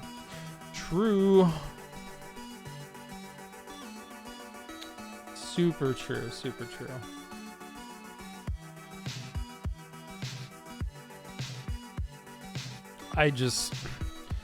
But yeah, back to the main point. I really feel the pandemic really fucked with the way I view humanity, I guess. I don't know.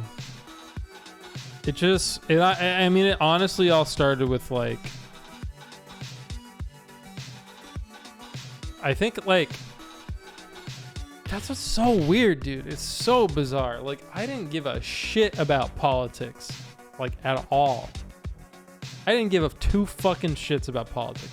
Obviously, when Donald Trump was like coming up, I was like, that is bizarre. Right? That's all I was really thinking. I was like, that is a very very bizarre choice. Like that was my whole thought on it. At least faith in God has reached below 50%. Has it really? That's actually crazy. That's an insane metric, actually. I have no issue with believing in God, but I have an issue when you bring it into things that it doesn't really pertain to. I guess that's my issue with super religious. Again, I have no issue with being religious. I have super amazing friends. They're super Christian. And again, love them to death, but... And they don't usually bring God into a lot of... What is this link? Oh, the data. Here, bring it up.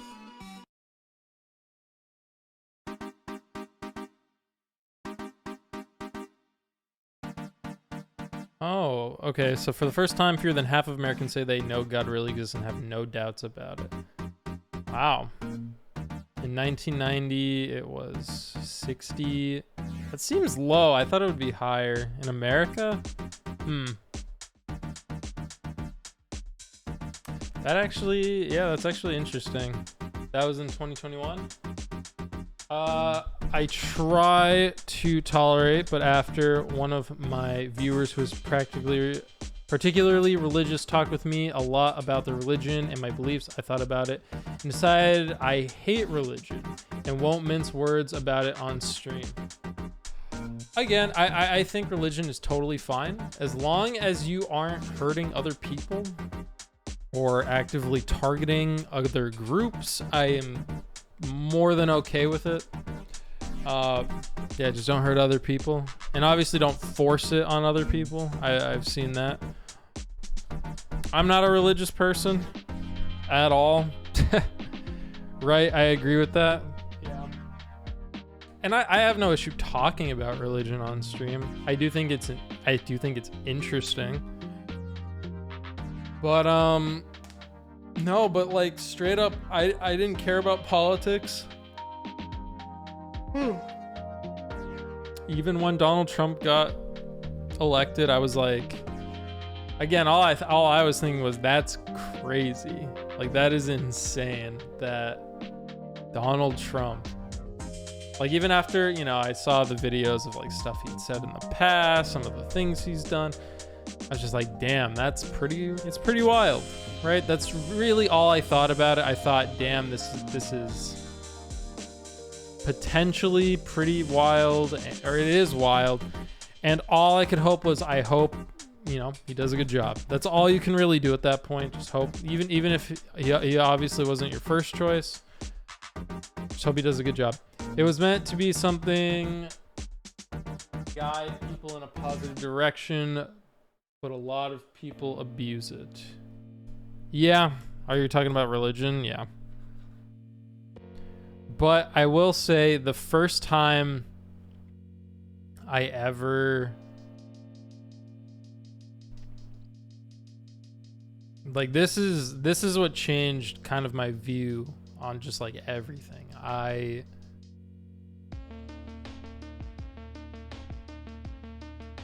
worked in a hospital, I still do. And we learned that the first COVID patient in America has been found, right? And they were in Seattle. I actually work at the hospital that had the first COVID patient.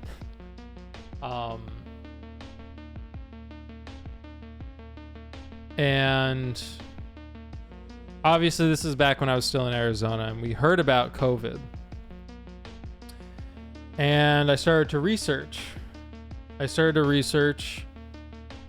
You know, because we'd been hearing about COVID for a little bit, and I was like, okay, like, this sounds like it sounded like it could be crazy. It sounded like it could have been insane. So I remember I specifically was talking to my mom. She worked at the same hospital as me. I was like, and I told her, I was like, Mom, I think this is going to be crazy.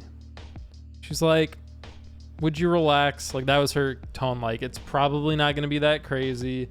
You've been reading stuff. I was like, yeah, but I've been listening to, you know, epidemiologists who are saying like this has the potential to be like life altering. No, she wasn't necessarily gaslighting me. She was just like, it was more just like, she was like, yeah, I guess it is possible, but don't worry about it. Like, if it comes, it comes, but like, you shouldn't be freaking out about it. Which I wasn't necessarily freaking out about it. I was more so just like, I was just telling her like what I saw and how, you know, how crazy this could be. But then this is where everything changed. Like I remember the day pretty specifically, actually.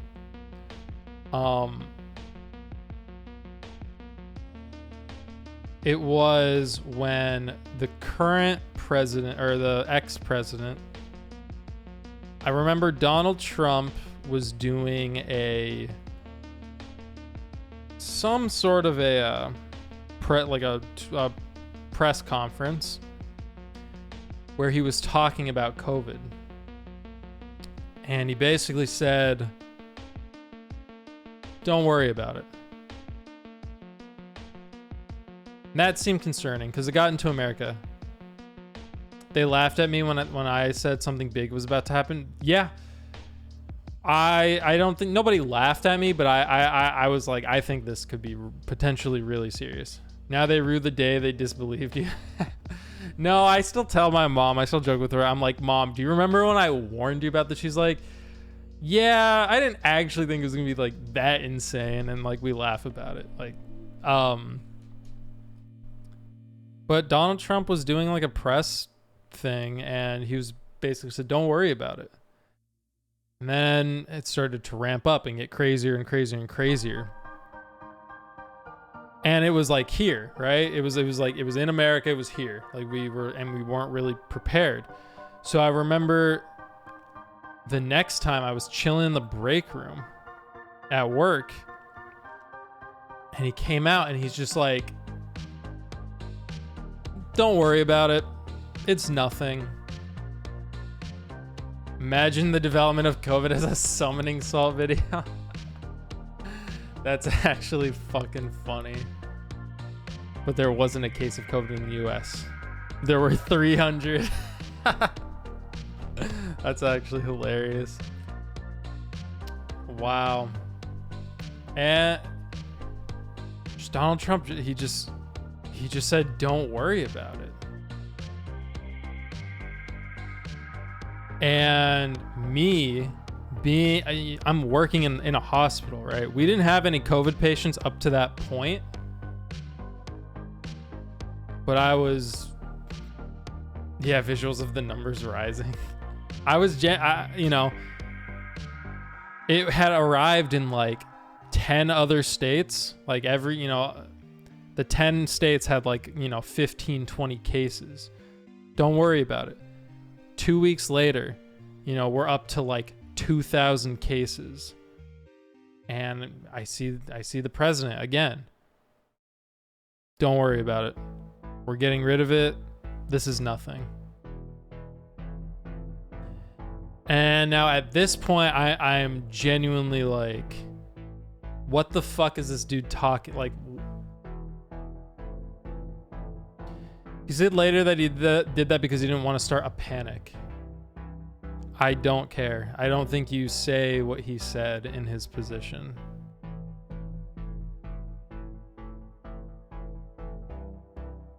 Yeah, top men, he would say. We've got people, we're dealing with it.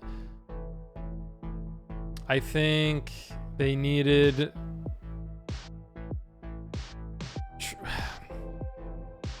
It was just such a fucking shit show. Because when it hit my hospital, it hit us... We were not ready. We didn't have... Night Cypher. The subby wubby. Thank you, my boy. Appreciate it. We straight up... We weren't prepared. Like, because the president was saying, don't worry about it. Don't worry about it. Don't worry about it. We weren't ready for it, okay? And then the wave hit us. We straight up didn't have N95 masks. Just straight up. I was going into patient rooms unknowingly they had COVID and I wasn't wearing N95 masks. I'm getting paid minimum fucking wage. And just the whole time, the president is just saying, who gives a shit? The whole time, who cares? It's not a big deal. When I'm dealing with the shit. I mean, I understand he's the president, he has to deal with shit, but like, there's no help. I'm making minimum fucking wage. And I'm putting myself and my whole family at risk. Straight up. Like, it was just fucking ridiculous. So then and then I just saw how many people were going maskless. It's like, do you guys not can you not read? That has to be the case. And then just the number of people who just don't take any precaution. I think a lot of people feel the same way, and for good reason. And I'm one of the very, very lucky people that, fortunately, I didn't lose anybody through this pandemic. I didn't lose any grandparents, at least not yet. I didn't lose any family. I didn't lose any friends. I don't even think I lost any friends, like close friends' family, if that makes sense.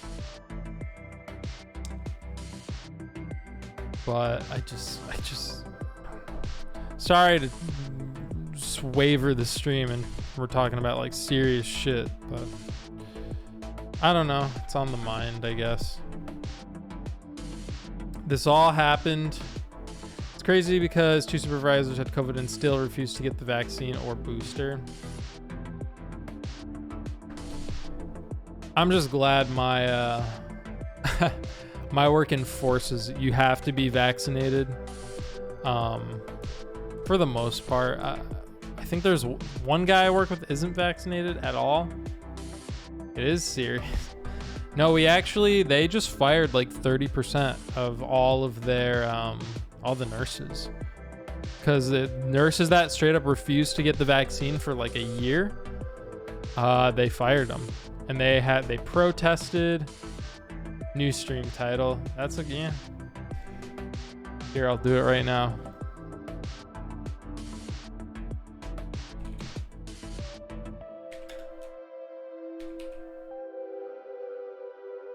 Update. Oh, again, thank you for the sub. I do appreciate that. Sadly, I see that coming to an end, though. Seeing what coming to an end?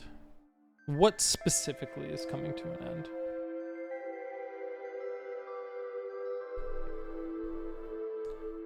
Just really, I don't know. COVID really just showed me how shitty people can be. Truly. Showed there have been too many lawsuits about people being fired for not wanting to be vaccinated. Oh. Showed you a whole new world?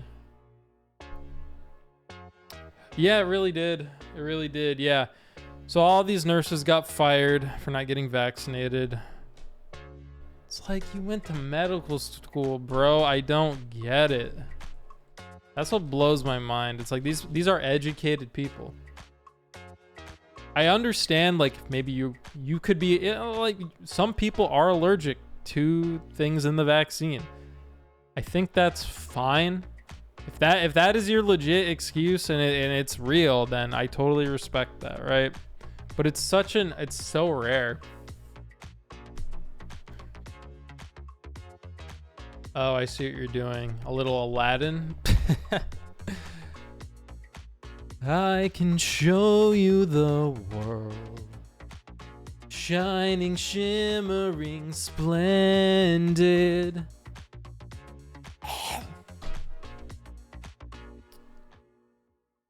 I don't know what I'm talking about. Yeah, so now my view of the world is totally skewed.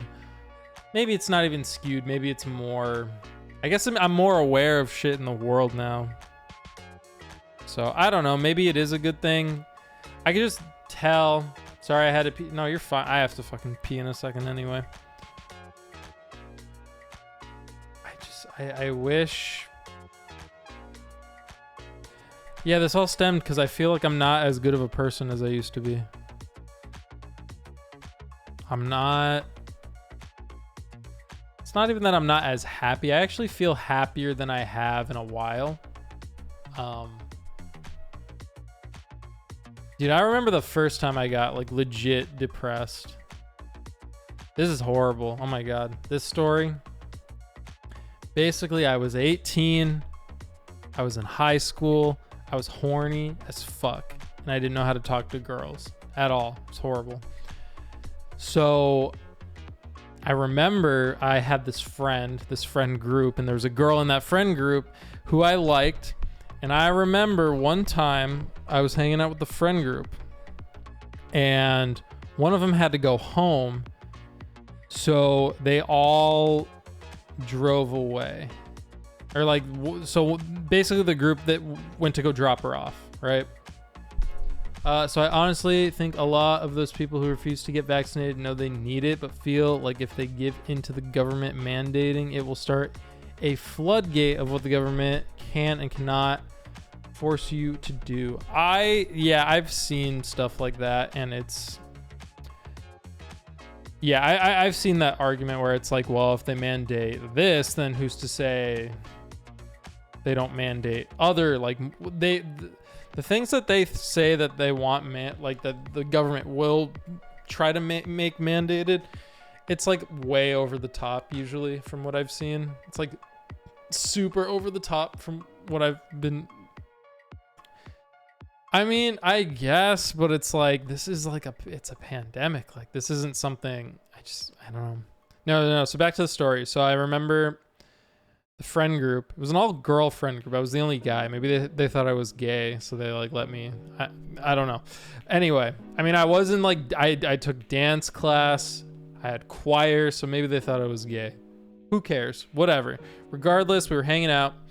The one girl I liked in the group, her and I were alone because all the others went to go drop off one of the girls who had to go home.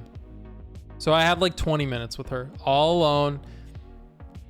And I was like, gay confirmed. I called dibs.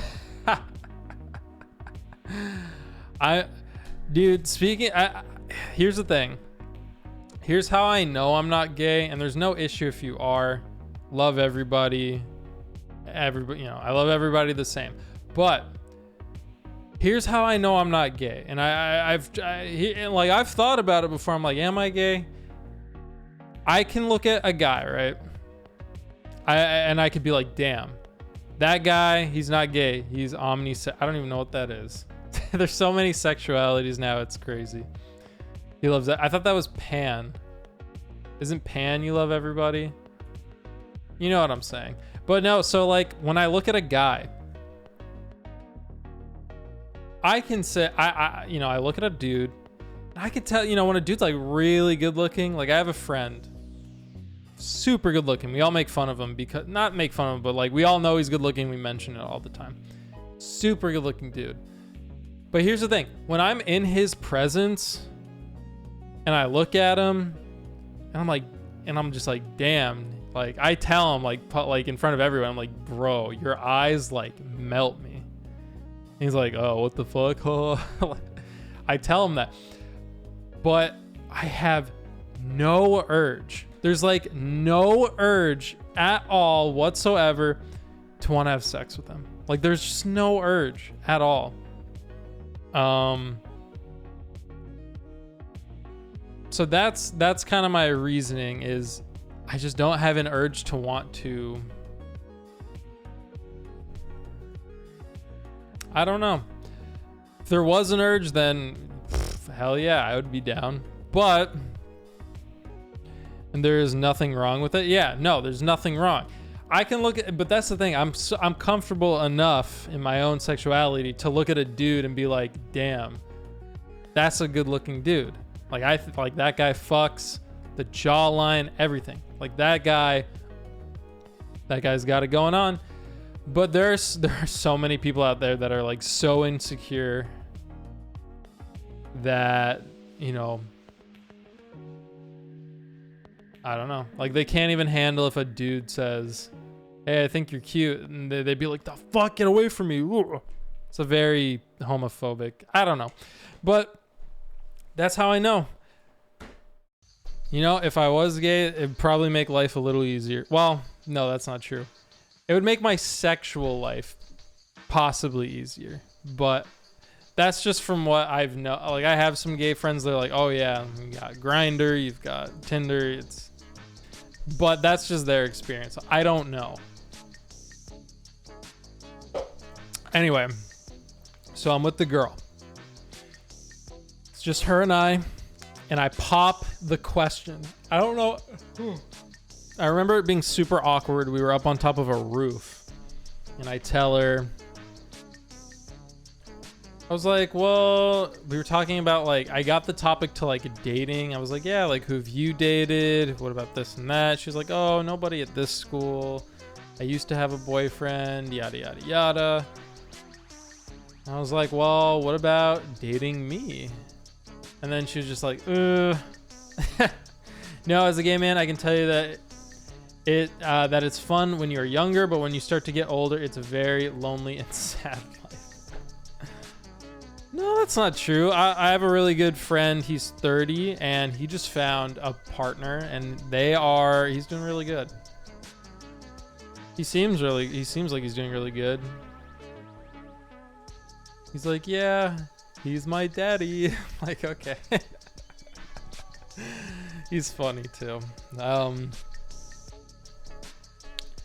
But no, you'll find someone. You'll find someone, MCL. I guarantee it. I mean, oh yeah, no. So I'm with the girl. I low key mentioned like, well, what about me? Huh? And she was not having it. She was like, I think he means casual gay sex is easy, but the dating pool is so... I didn't even consider that. That's so right. Yeah. Sex is probably easier, but the dating pool is so much smaller. True. I didn't even think about that. Yeah, you got to come to Seattle. Your pool is big cities. That's where you're going to get the biggest bang for your buck. Just the dating pool will be, yeah, much larger. So I'm with the girl. I mentioned San Fran. Yeah, that probably works. Oh, that definitely works. And the girl's like, She didn't seem down for it. I was like, okay, whatever. You know, at least I popped the question. And it was a little awkward, but whatever. And then I remember... No, I'm not a fan of femmes. I don't even know what that means. Like the more feminine gay guys. Forever a long time JPEG. So the girl... So yeah, a couple months later, you know, this is senior year. And prom's coming up. I never did anything at school. I didn't go to winter formal. I was like, so I didn't like school. Not even the extracurriculars. I never... But I was like, you know what? It's prom. You know, that's like the big one, the last one. I was like, you know what? We'll go to prom. Fuck it. But I said to myself, I'm only going to go to prom if I go with a girl. So I was like, you know what? I'm going to ask that girl who I asked out a couple months ago. But I'm going to do it in like a cool way. So basically what I did was this is so fucking bad looking back. Oh my God. I mean, it's not bad, but so you know how there's like the fucking promposals?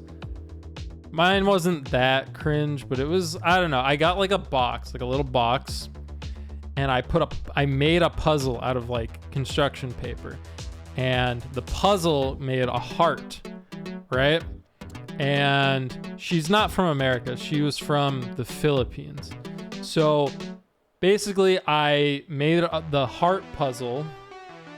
And then on the puzzle, it said in Tagalog, which is the language in the Philippines, basically like, would you go to the prom with me? A yes and a no check mark. And I was like, this seems like a good idea. So I don't know, good idea, bad idea, whatever. It fucking worked. So I give it to her. I remember we were at lunch. I was a little nervous. I handed it to her. I think she knew immediately when she received the box. But yeah, all the friends, they didn't know about it. They didn't know I was going to do that either. So I just handed it to her and she was like, she put the puzzle together. She's like, oh, that's cool. Like, yeah, like I'll go with you. It's like, all right, sweet. You know, I'm walking away. I'm like, pog, pog, pog, pog, pog, pog. That's going through my mind. And they, and so we go to prom. Everything's great. I do remember like 2 days later, we shared first period together. And I remember she was late to first period almost every fucking day. Like almost every day she was walking in late. But like 2 or 3 days before prom, I walked in. She was there early.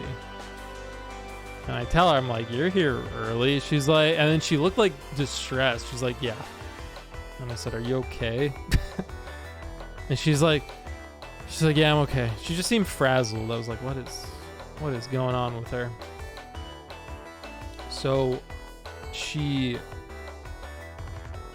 what does she do? So I remember I asked her prom night, I was like, why were you there early? Like, why did you seem all fucked up? And she's like, I think I started actually liking you. And I was like, oh, okay, cool. Oh yeah, and then like a couple days after prom, I asked her out. I went to my cousin's house. He lived next to a golf course. So I put like 100 golf balls in my trunk. And when I drove to school, I was like, hey, come to my car really quick. I opened the trunk and there was a sign in there that was like, I like something along the lines of like, I'm glad I had the golf balls to ask you out. Like, stupid. But she said yes, so that was cool. And we graduated school and we dated for about a year. It was like 10 months. And we started going to community college together. We didn't have any classes together, but at the time I was working at one hospital. She was working at a different hospital. She was like going to school to be a nurse. So, and then I remember the day where things turned weird. I remember the day. She had friends that I didn't know about, and that's fine. Like, she had, coworker friends. She had other friends that I didn't know. I was just like, whatever. Like, go have fun, do your thing. But then I remember one day I got home from work and I called her just because I just wanted to talk to her, say hi. And it sounded like there was something going on in the background. I'm like, oh, hey, what's up? Like, what are you doing? Like, it was 11 o'clock. I'm like, where are you? She's like, oh, I'm out with my coworkers. We went after our shift. I was like, oh, that's fun. What are you guys up to? Like, what are you guys doing? And then she tells me, she's like, oh, like, it's so crazy. We're at a restaurant that like serves alcohol, and they're not carding me. So I've been getting alcohol. And I was just like, I was like a little weird. Like, we were 18 at the time when and she's telling me this. And I knew she drank and she smoked. And I didn't mind that at all. Like, she can, even though I don't do those things, like, I was just like, it's her life. Let her do whatever she wants. As long as, again, I don't care. Some of my closest friends are the biggest stoners you'll ever meet. Love them though. Anyway, she tells me she's been drinking, and like this restaurant isn't carding her. I'm like, how are they not carding you? She said, Well, I'm here with my coworkers, and her coworkers, you know, they are much older than her. Like, her coworkers are like in their 30s and 40s. I'm like, and they know she's 18. So I just thought in my mind, I was like, that's just weird.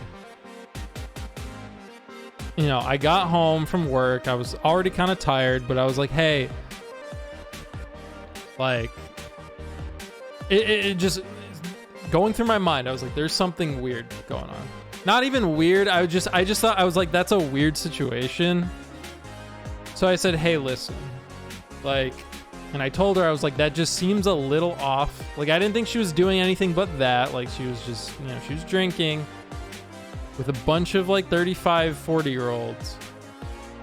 And she's not getting carded. I was just like, that is just a kind of weird situation. So I told her, I was like, hey, listen, I'm like, you can keep enjoying yourself, do your thing, but I'm gonna come pick you up, right? And she's like, oh, well, it's like 30 minutes from your house. You just got off work. You're tired. And I just said, I was like, I don't care about that. Like, I feel okay. But I just said something feels off. Like, I'm gonna pick you up. Cause I was like, I seriously don't want you driving. Like, if you've been drinking at all, I don't want you driving. No, I did. Trust me. I was like, I'm worried. I don't want you to get it. Cause if you get pulled over, you're fucked. If you get caught, you are potentially fucked because you've already consumed the alcohol. There was just a lot of shit. And then at that point, when I was like, hey, I'm going to come pick you up, she excuses herself from her friends at the table. And she just seemed, her tone changed. She just seemed very off. I don't know, something was off. I was just like, I'm going to pick you up. So I was like, you can keep enjoying yourself, but like, I'll be there, you know, in 30 minutes. Where are you? And she wouldn't tell me. And I was just like, okay, now something seems really fucking weird. I was like, okay. I'm like, where are you? Like, I just want to make, I straight up told her, I'm like, I'm not mad at you or anything. Like, I just want you to be safe. Like, I want you to get home safe.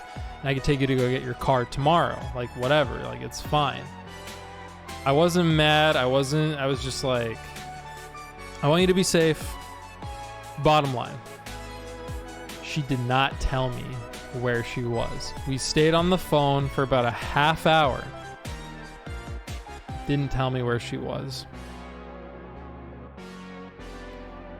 And then she basically said, I'm not telling you where I am. Like, I don't want you coming here. I don't want it. Super fucking weird. Like, I was like very hurt by that whole situation. I was like, and she hung up. I showered and I went to bed. I called her in the morning. I was like, are you home safe? Or I told her to text me when she got home at the very least. But trust me, I fucking hated that night. It's horrible. So then maybe 3 weeks pass. I'm at her house and I'm about to go to a class. I'm about to go to a science class. Now this is where it gets fucking wild. She tells me, she's like, she seems a little off again. She's like, hey, when you get back from your class, I need to talk to you about something. And I'm like, just tell me right now. Like, I'm like, don't tell me that, like, before I go to class. Like, I'm about to go to, like, don't tell me there's this really important thing yet, because then it's all I'm going to think about. So I'm like, just tell me, what is it? And then she's like, listen, I'm breaking up with you. Now, immediately, like, it didn't really hit me. It didn't make sense. That's kind of more where I was just like, it was more, it wasn't like a hurt. I was just like confused. I was like, huh. That's really, I was just like, that's weird. That's super weird. And so I'm like, what do you mean? She's like, well, I'm breaking up with you because of this, this, and this. And the reasons that she stated didn't really make sense to me. So I still wasn't like hurt by it. I was like, huh. So I remember I got my backpack. She walks me out the door. We're like outside of my car. She's crying. And I'm just like, I'm about to open the door. This sounds so dramatic, but it actually happened. I'm about to open the door. Like I pull it open. I'm about to like step in. And then I step out and I look at her. And I'm like, she's crying. Her reasons don't make any sense. Like it just, I was like, so I say to her, I don't like this wasn't even in my mind. It wasn't in my mind. It was just a whim at this point. Like I didn't think this actually happened, but I say to her, I was like, did you cheat on me? And then she just nods her head yes. And then that's when it like hit. That's like, that was like, and I was like, I kept my cool in front of her. And I was like, with who? And she said, one of my coworkers. And I said, what did you guys do? And she's like, I made out with him. So I was like, So I remember I was like, okay. So I got in the car. I did not go to class that night. And I went home. Thank God nobody was home. So I was able to really, get everything out. And it was awful. It was an awful. So, I called up some friends and I was like, guys, this happened. They're like, fuck, that's horrible, yada, yada, yada. And then she texted me and she was like, hey, like, listen, I fucked up. I still want to be with you. I love you, yada, yada. She's just saying all the, but after, and I just told her, I was like, listen, I texted her that day. I was like, listen, like, I don't want to talk to you for a month. No communication. I'll talk to you in a month. I thought that would be for the best, right? So we don't talk to each other for a month. And then after the first couple weeks, I was talking to people about the situation. Obviously, I'm still very hurt by it. And I just said, I was like, fuck this girl. Like, fuck this chick. Like, I'm not. No, she cheated on me, whatever. I was like, I mean, everyone I talked to, they were like, you probably shouldn't continue to see her if she already did that. Like, that obviously should have broken the trust barrier. Don't see her. And I was like, yeah, you guys are right. I did agree to, however, see her. I did agree to see her that one time after the month was up. She's like, please, I just really want to talk to you. And I was like, fine, I will give you this. So I go see her. And she was telling me, like, I really fucked up. Like, I'm going to tell you everything. I'm going to tell you the truth about everything. I'm going to tell you this. I'm going to tell you that. And I was like, okay. So basically she was like, I'm an open book. Ask me any question and I'm going to answer. I had already gone into this meeting in my mind that I'm never going to talk to this girl again, right after this meeting. And I still had that in my mind, but I was like, she's going to be an open book right now. You know what? This is what was going through my mind. Let's try to get some crazy information. It'll make the story better. So I guess shout outs to me from when I was 18 to get you guys this story.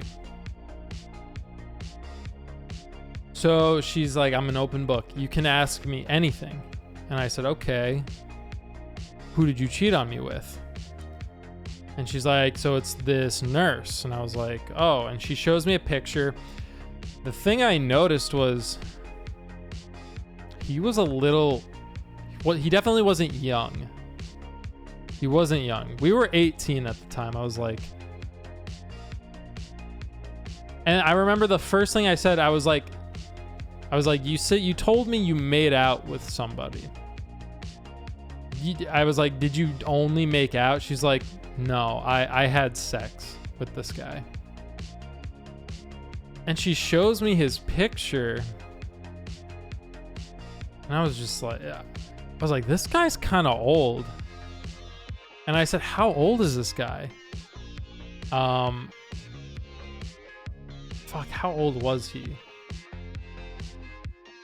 It was, oh dude, he was, how old was he? He was 40, like 47, I think. Like he was 47. It was around there. It was late 40s. I don't remember exactly. But I was just like, my jaw fucking dropped, man. I was like, what? What? You're 18, girl. And she's like, yeah, but I didn't have sex with just him. I'm like, what do you mean? She said, I had sex with him and his wife. I'm just like, what do you mean, dude? What are you talking about? She's like, well, yeah, like they're swingers. So I had sex with both of them. And I was like, Jesus Christ. That's pretty fucking wild.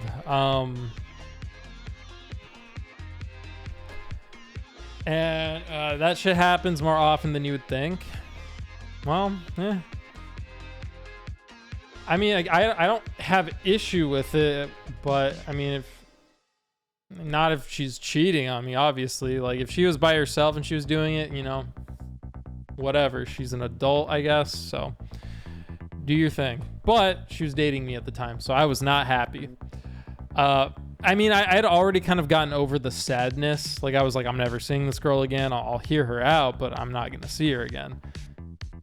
And she just told me like, yeah, we did this. Like it was my first three-way. It was crazy. I made out with her. I ate vagina. I was like, that is pretty wild. That is pretty wild. I'm not gonna lie. 48, and the wife was, I believe, like 39. She was late 30s, he was late 40s, so nope. So that was the last night I ever saw her. Yeah, that shit fucked me up for like a year. I was depressed for like a year, and I was at the worst job in my life. This is actually too dramatic for me, unless you can make it sexy, but that'd be against TOS. Have a great rest of your night. Bros, thanks for the gift sub. Oh, that was MCL that got the sub? Thank you, MCL. Oh, you did gift. My apologies. That was MCL. Thank you, MCL. Thank you, Night Cypher, as well. Thanks for the raid, my guy, and for sticking around and talking. It was him. Yeah, it was him. It was MCL.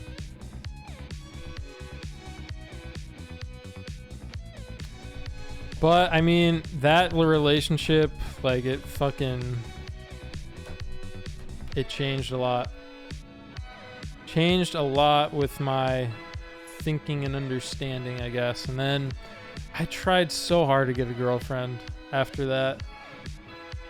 Another girl that like fucking broke my heart was... It's actually so crazy, dude. The shit that happens sometimes. I ran into... When Pokemon Go came out, I was out at a park and I ran into an old friend from like elementary school. She was a total gamer. She was cute, really into, you know, a lot of the things I was into.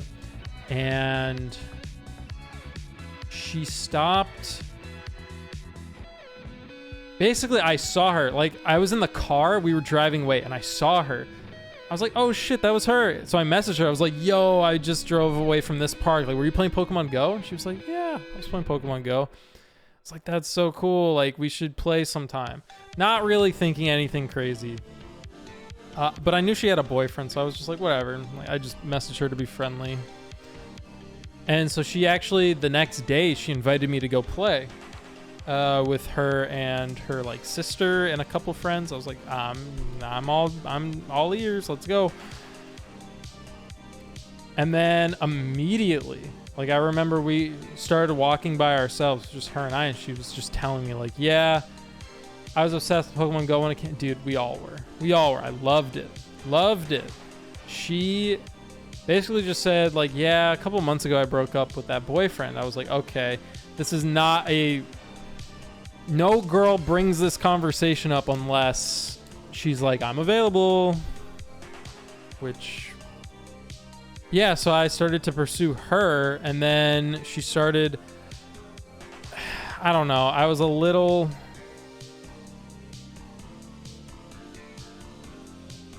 I don't know, I just wanted a girlfriend again after it being so many. It had been like 2 years at that point since the last breakup, year and a half actually. And she was just stringing me along so hard. She strung me along so fucking bad, man. Like, it was, it sucked. We hung out a few times. We didn't do anything like crazy. No sex.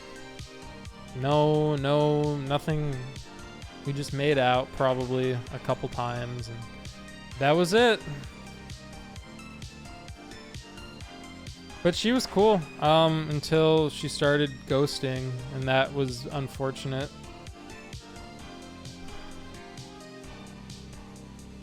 But like, I would text her and just she wouldn't message back for like 2 days. I guess that's the sign. I know now that that's the definite sign. But I mean, you know, I guess I was still learning at that time. And then when I moved here to Washington, I dated a girl for about 5 months. And we broke up because she was, I mean, realistically looking back on the relationship, we probably shouldn't have been dating. She had, again, when we broke up, it was on good terms. She was just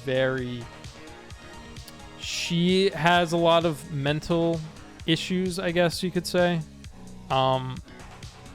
She realized that, I mean, I knew she had them, but I was willing to tolerate them, but they were getting really bad. And she realized, she's like, hey, listen, it's not healthy for me to be in a relationship. She said, it's not fair to you. It's not good for me. It's not good for you. I think it's better if we break up. We can still talk, but I think it's best if I just work on myself. That's what she said to me. And I honestly couldn't agree more, because there were times when it was very hard to be around her. I did like her though. She was very cool. But I think that was the healthiest way that she could have done it, because I was considering breaking up with her, but I was genuinely terrified too. I was scared she would do something crazy, and I didn't know how to break up with her. So the fact that she broke up with me was such a relief to me. Like, I was genuinely scared for her health if I broke up with her. Like, it was just, it wasn't good. I'm just glad, and I'm really hoping she's doing better now. Probably not yet, but I know it's time. It just takes a lot of time, and I really, really hope she's able to bounce around. I hope she comes back. Not to me necessarily, but I hope she starts to get mentally better, because she was really struggling, and I felt bad for her a lot of the times. But now, I'm on the market. I'm on the market. Trying to shake my dick, but no catches yet. The girl never messaged me back yet. No message back. Oh, I hope she messages, dude.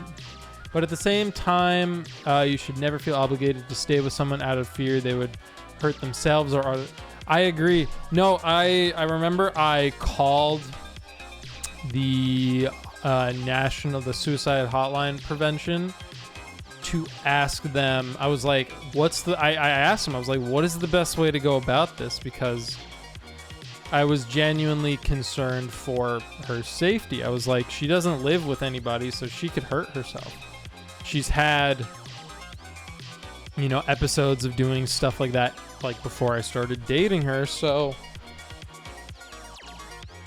I didn't know. And when I called the suicide hotline, they basically said, we don't know.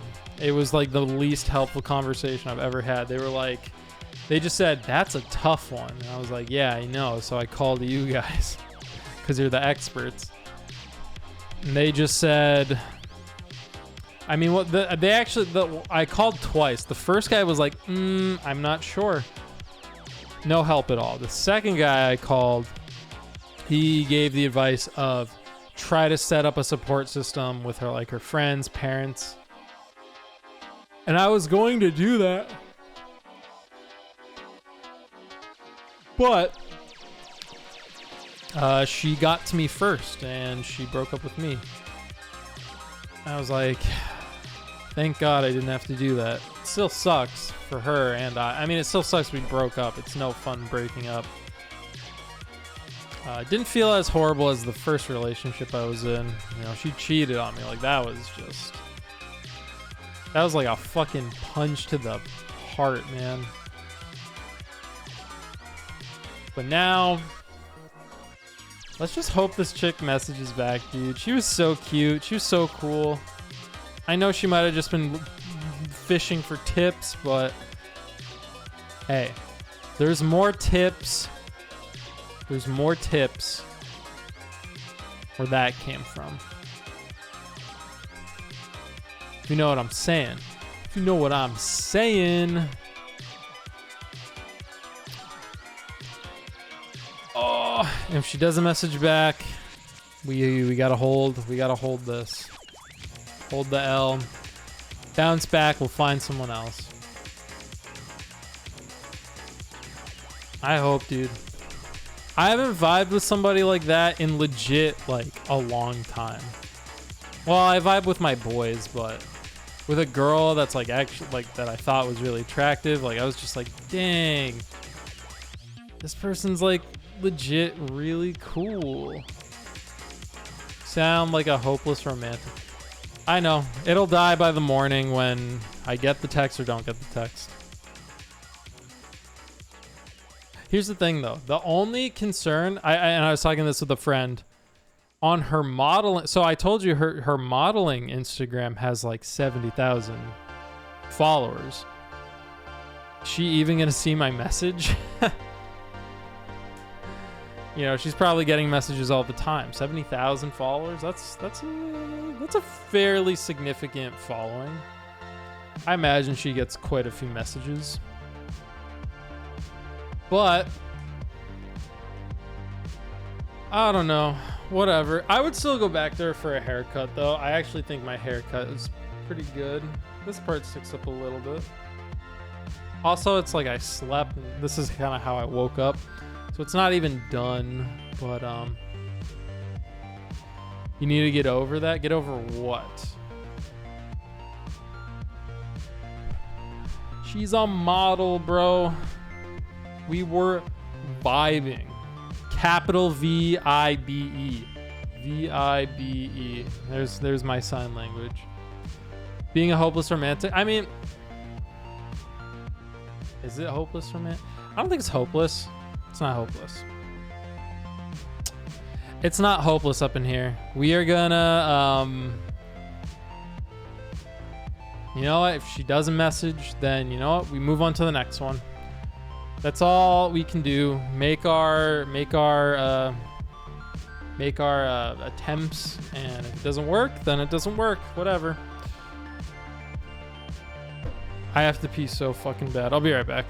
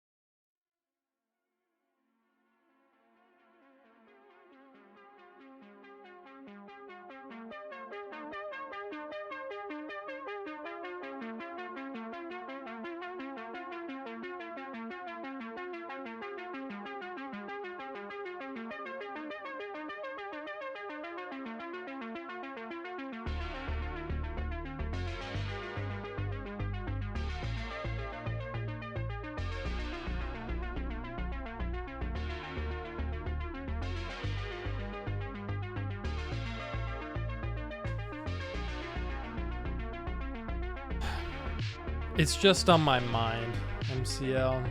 This girl is on my mind. She was like, oh, no rest allowed? What? Hey, we're actually playing some Melee, dude.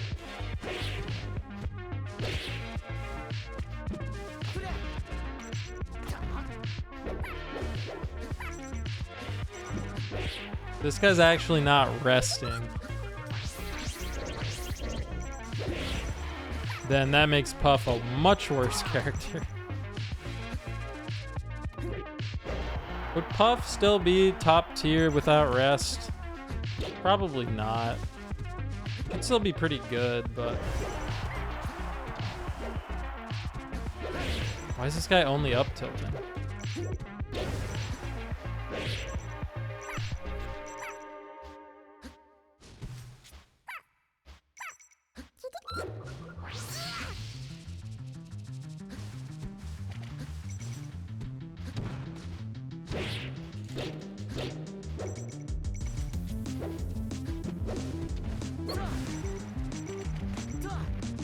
Oh, come on. I keep missing my pivots. Fuck. Okay.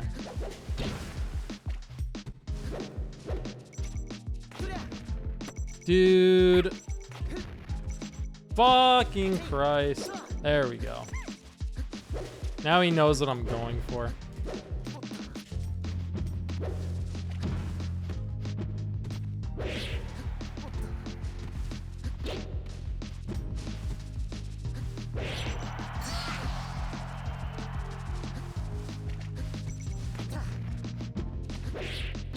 I need a down throw. I need to mix up BI. I'm not mixing. I'm not doing anything. Oh.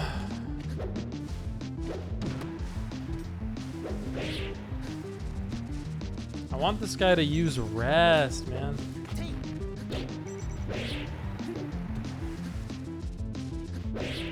This guy's also kind of laggy, but that's okay.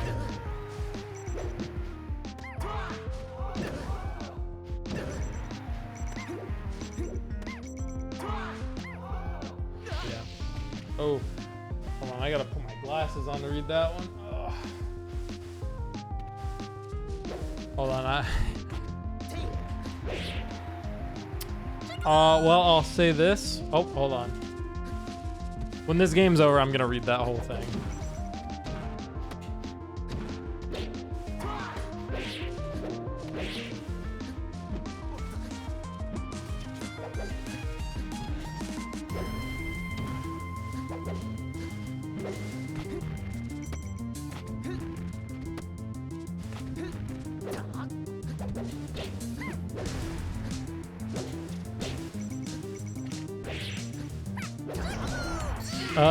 Well, I'll say this. I'm obviously older and have gone through my fair share of heartache, so I know a little of how you're feeling.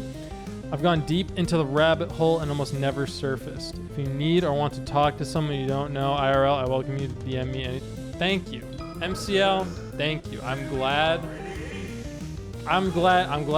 that you're willing to help. I genuinely. That's actually... Not a lot of people have stuff like that, but... Yeah, I don't know. Again, I'm feeling fairly happy. Like, I'm not... Like, I'm pretty content with how things are going right now. Like, obviously, things can be better. And I think I just have to get out there more. I mean, hey, I usually, dude, I've never messaged a girl on Instagram saying, hey, what up? Never done that in my life. So, I mean, I guess I've gone on things like Tinder and Bumble and stuff, but those never really get, I don't usually ever get like too far with things in that. I mean, I have before, but like nothing crazy. Anytime friend, talking even if you are not down will help keep your mind healthy. That's true. I agree with that. I agree with that.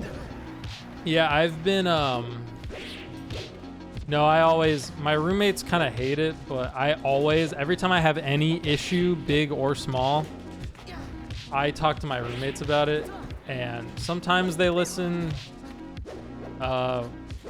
Sometimes they're like, oh, Josh, like, why are you telling me this? Because they don't tell me any of their issues ever. And that I think can be unhealthy, but I do tell them like all of my issues. And I can see how that could be annoying to them for sure.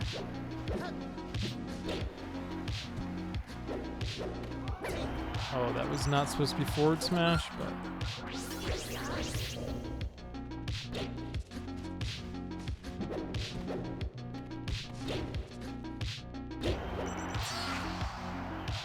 Oh.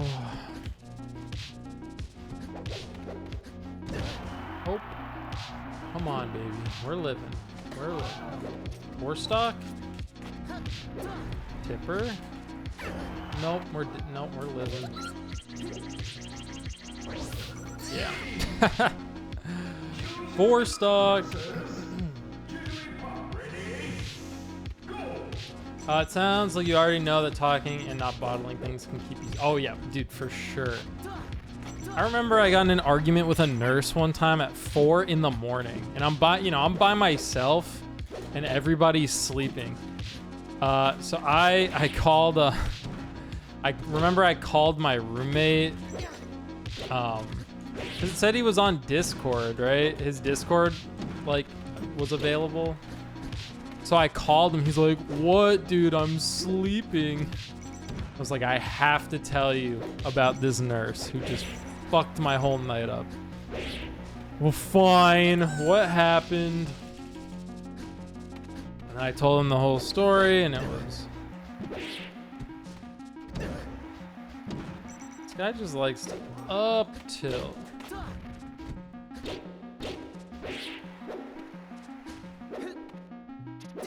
Fuck! Why is he not resting? I want him to rest. Rest me, dude.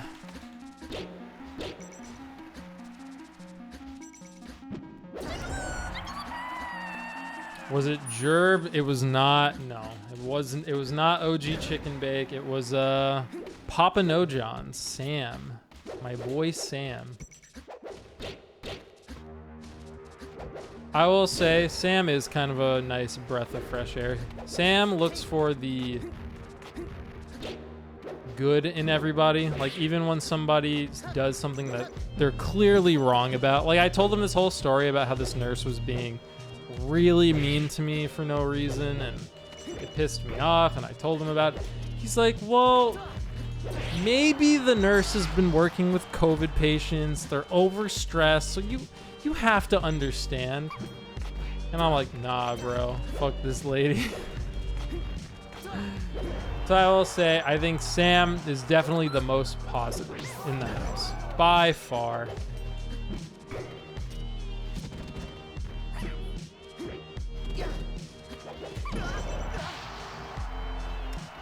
That's what's up. Yeah, no, I think he's a good force to have.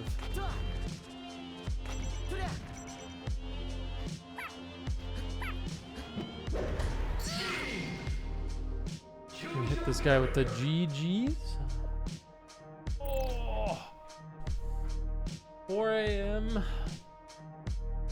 Here, I'll stream for 10 more minutes and then we'll call it a night. 3 hours.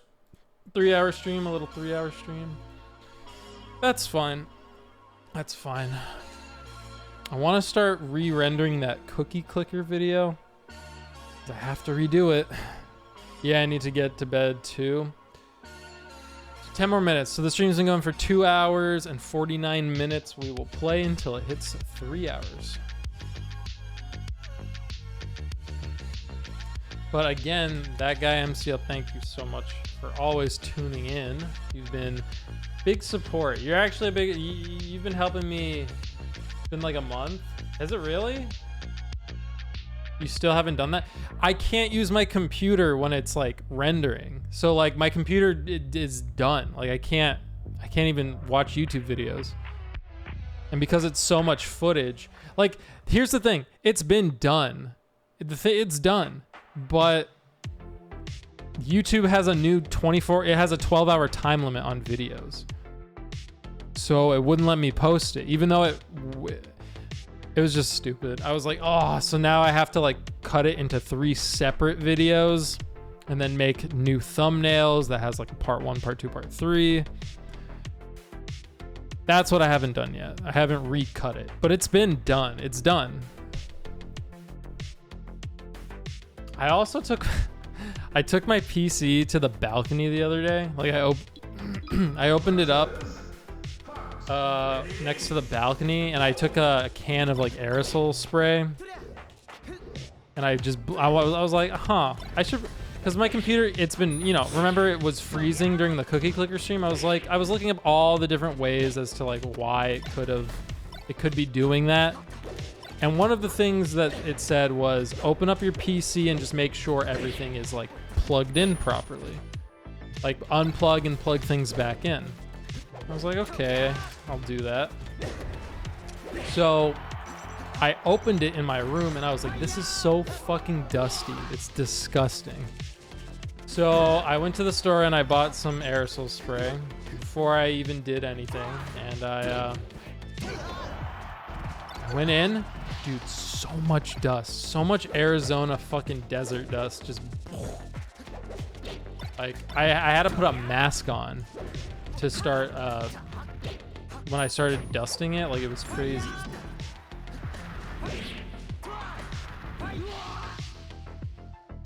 But here's the thing is, since I've dusted it and I unplugged and plugged things back in, it has not crashed a single time. So because it was crashing, so yeah, I don't know, it stopped crashing since then. I feel like it'll probably come back again at some point. It was doing it a lot when I was playing like Valorant with some friends. I don't know if that's the issue though, because I originally found the issue, I thought the issue, I had to download like a thing that it's like a thing that works with your power supply to like determine how much power goes to certain parts of the computer. When I started using that program, it seemed to be working. It started working again. It didn't crash like that for another month. And then during that cookie clicker stream, it started crashing again in the same way. And then after that cookie clicker stream, I started playing Valorant with friends, and it did it again, and I was just like, okay, I'm so over this. Like, I just want to. So I looked at the things that you could do. Just want to pop in and say goodnight. John Wick. We're getting off in 8 minutes, so. Well, welcome. Whoops. We're doing good, John. We're doing good. How are you? Why are you up so late? Wait, what the? It's 5:30 in Arizona, dude. Why are you awake? Anyway, but yeah, we dusted it. We unplugged, replugged, and I think it's gonna come back though. Probably not for a little while. Because after I dusted it, and after I did everything to, probably stay if it's just 8 minutes. Yeah, we're getting off in 6 minutes.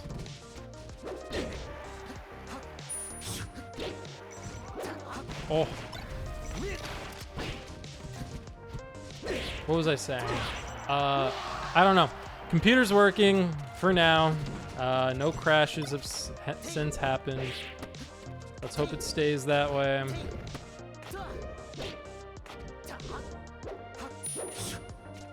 I miss my dash, man. I got notifications that you were online for PS4. It gives notifications on PS4.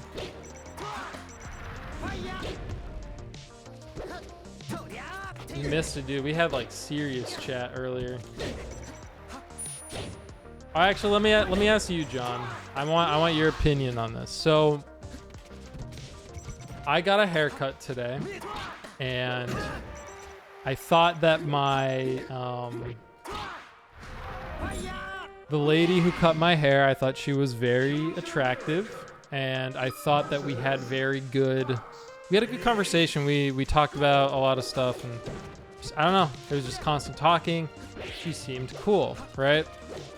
And then at the end of the haircut, she gave me her business card, right? So I have the business card, and I was just like, you know what? Fuck it, dude. I'm just gonna do it. And I messaged her. This is like later in the day. It was at like 11:30, so it's pretty late. Actually, it was at 12:30. I message her. Like I look at the card, and there's like her Instagram's on there. I fucking messaged her on Instagram, and I basically said like, "Yo, thank you so much for the haircut today. Like it looks awesome." Or like, "Thank you for the awesome haircut." Something along those lines. And now we wait for a response. Because I went at 10 in the morning, so she was probably sleeping, more than likely.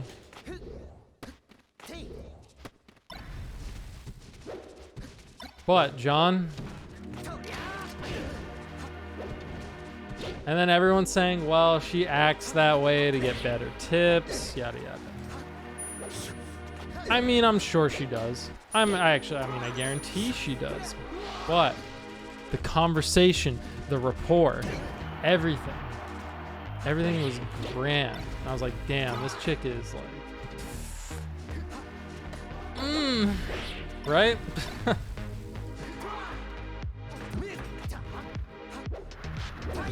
Oh, it got past that. That's crazy.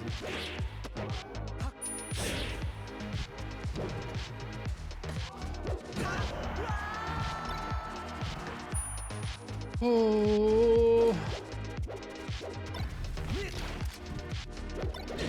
John, are you still there? What are your thoughts? Did I do it right? Did I do it wrong? Should I have done it in the moment? I thought about doing it in the moment. I really did. I wanted to ask her out in the moment, but there were like other people in the room. It was just weird. I think messaging her was all right personally. Nothing wrong with it. You had chemistry. If you had chemistry, yeah, that's the thing. There was the chem. That's actually the perfect word. There was chem, dude. There was fucking chem. So I just messaged, said thanks for the haircut. If she responds, now that's when we go for the fucking the kill move. That's the thing though. Will she even message back? Probably, right? Like, it's not even like a crazy comment. Just like, hey. And then I'll just be like, yo, if it's not weird or whatever, like, would you be down to like go grab coffee?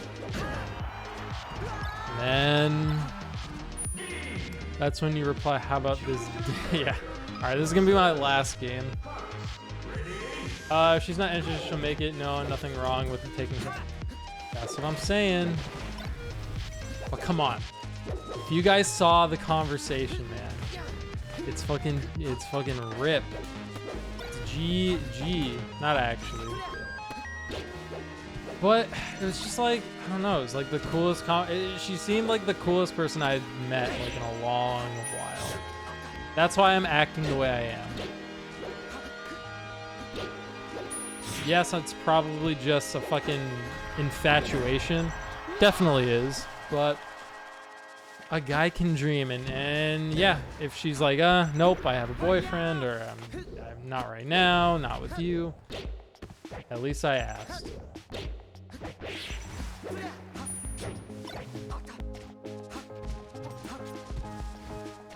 We'll find out tomorrow. How could you not want Joshua Usher ranked on the... It's funny because it's funny because that was something we talked about. We literally, she's like, yeah, so like, why did you move here? Like, oh, like, you moved in with roommates? Like, do you know all your roommates? I was like, yeah, we all knew each other. Oh, that's so cool. Like, what, from school, from this, from that? I was like, we actually played a video game. She's like, oh, seriously? Like, what game? Like, oh, we play this game called Melee, Smash Brothers Melee. She's like, oh, I've seen Melee. Like, so, yup, you're 10,000% in there. I don't know, dude. We just had a good conversation. She asked me who I mained. And then she's like, oh, are you guys like good at the game? Like, are you guys like winning tournaments and stuff?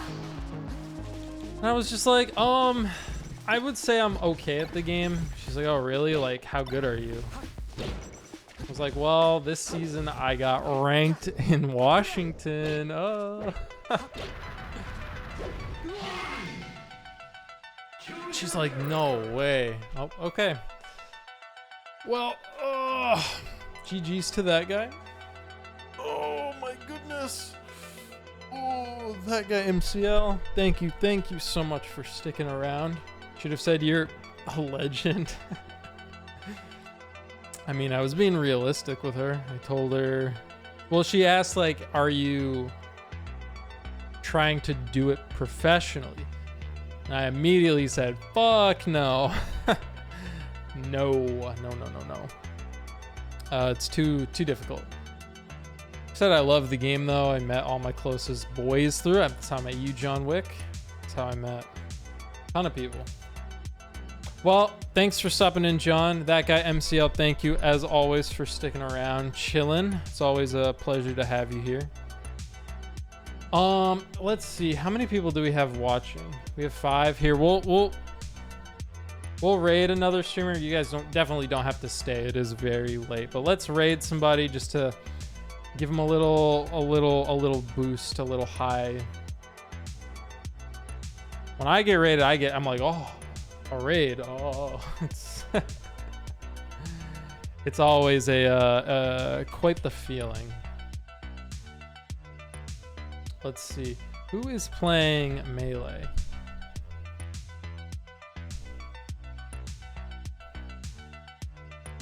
None of these guys speak English. Nothing wrong with that, but they're not. Is this guy talking? I can't even tell. Hold on.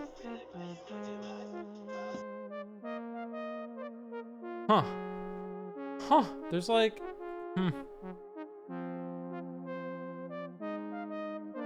Okay, I found somebody. Okay, let me set up the raid.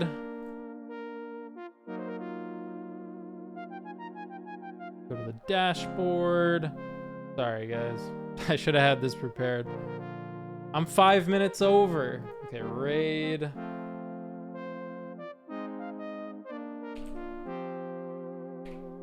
Okay, there's that.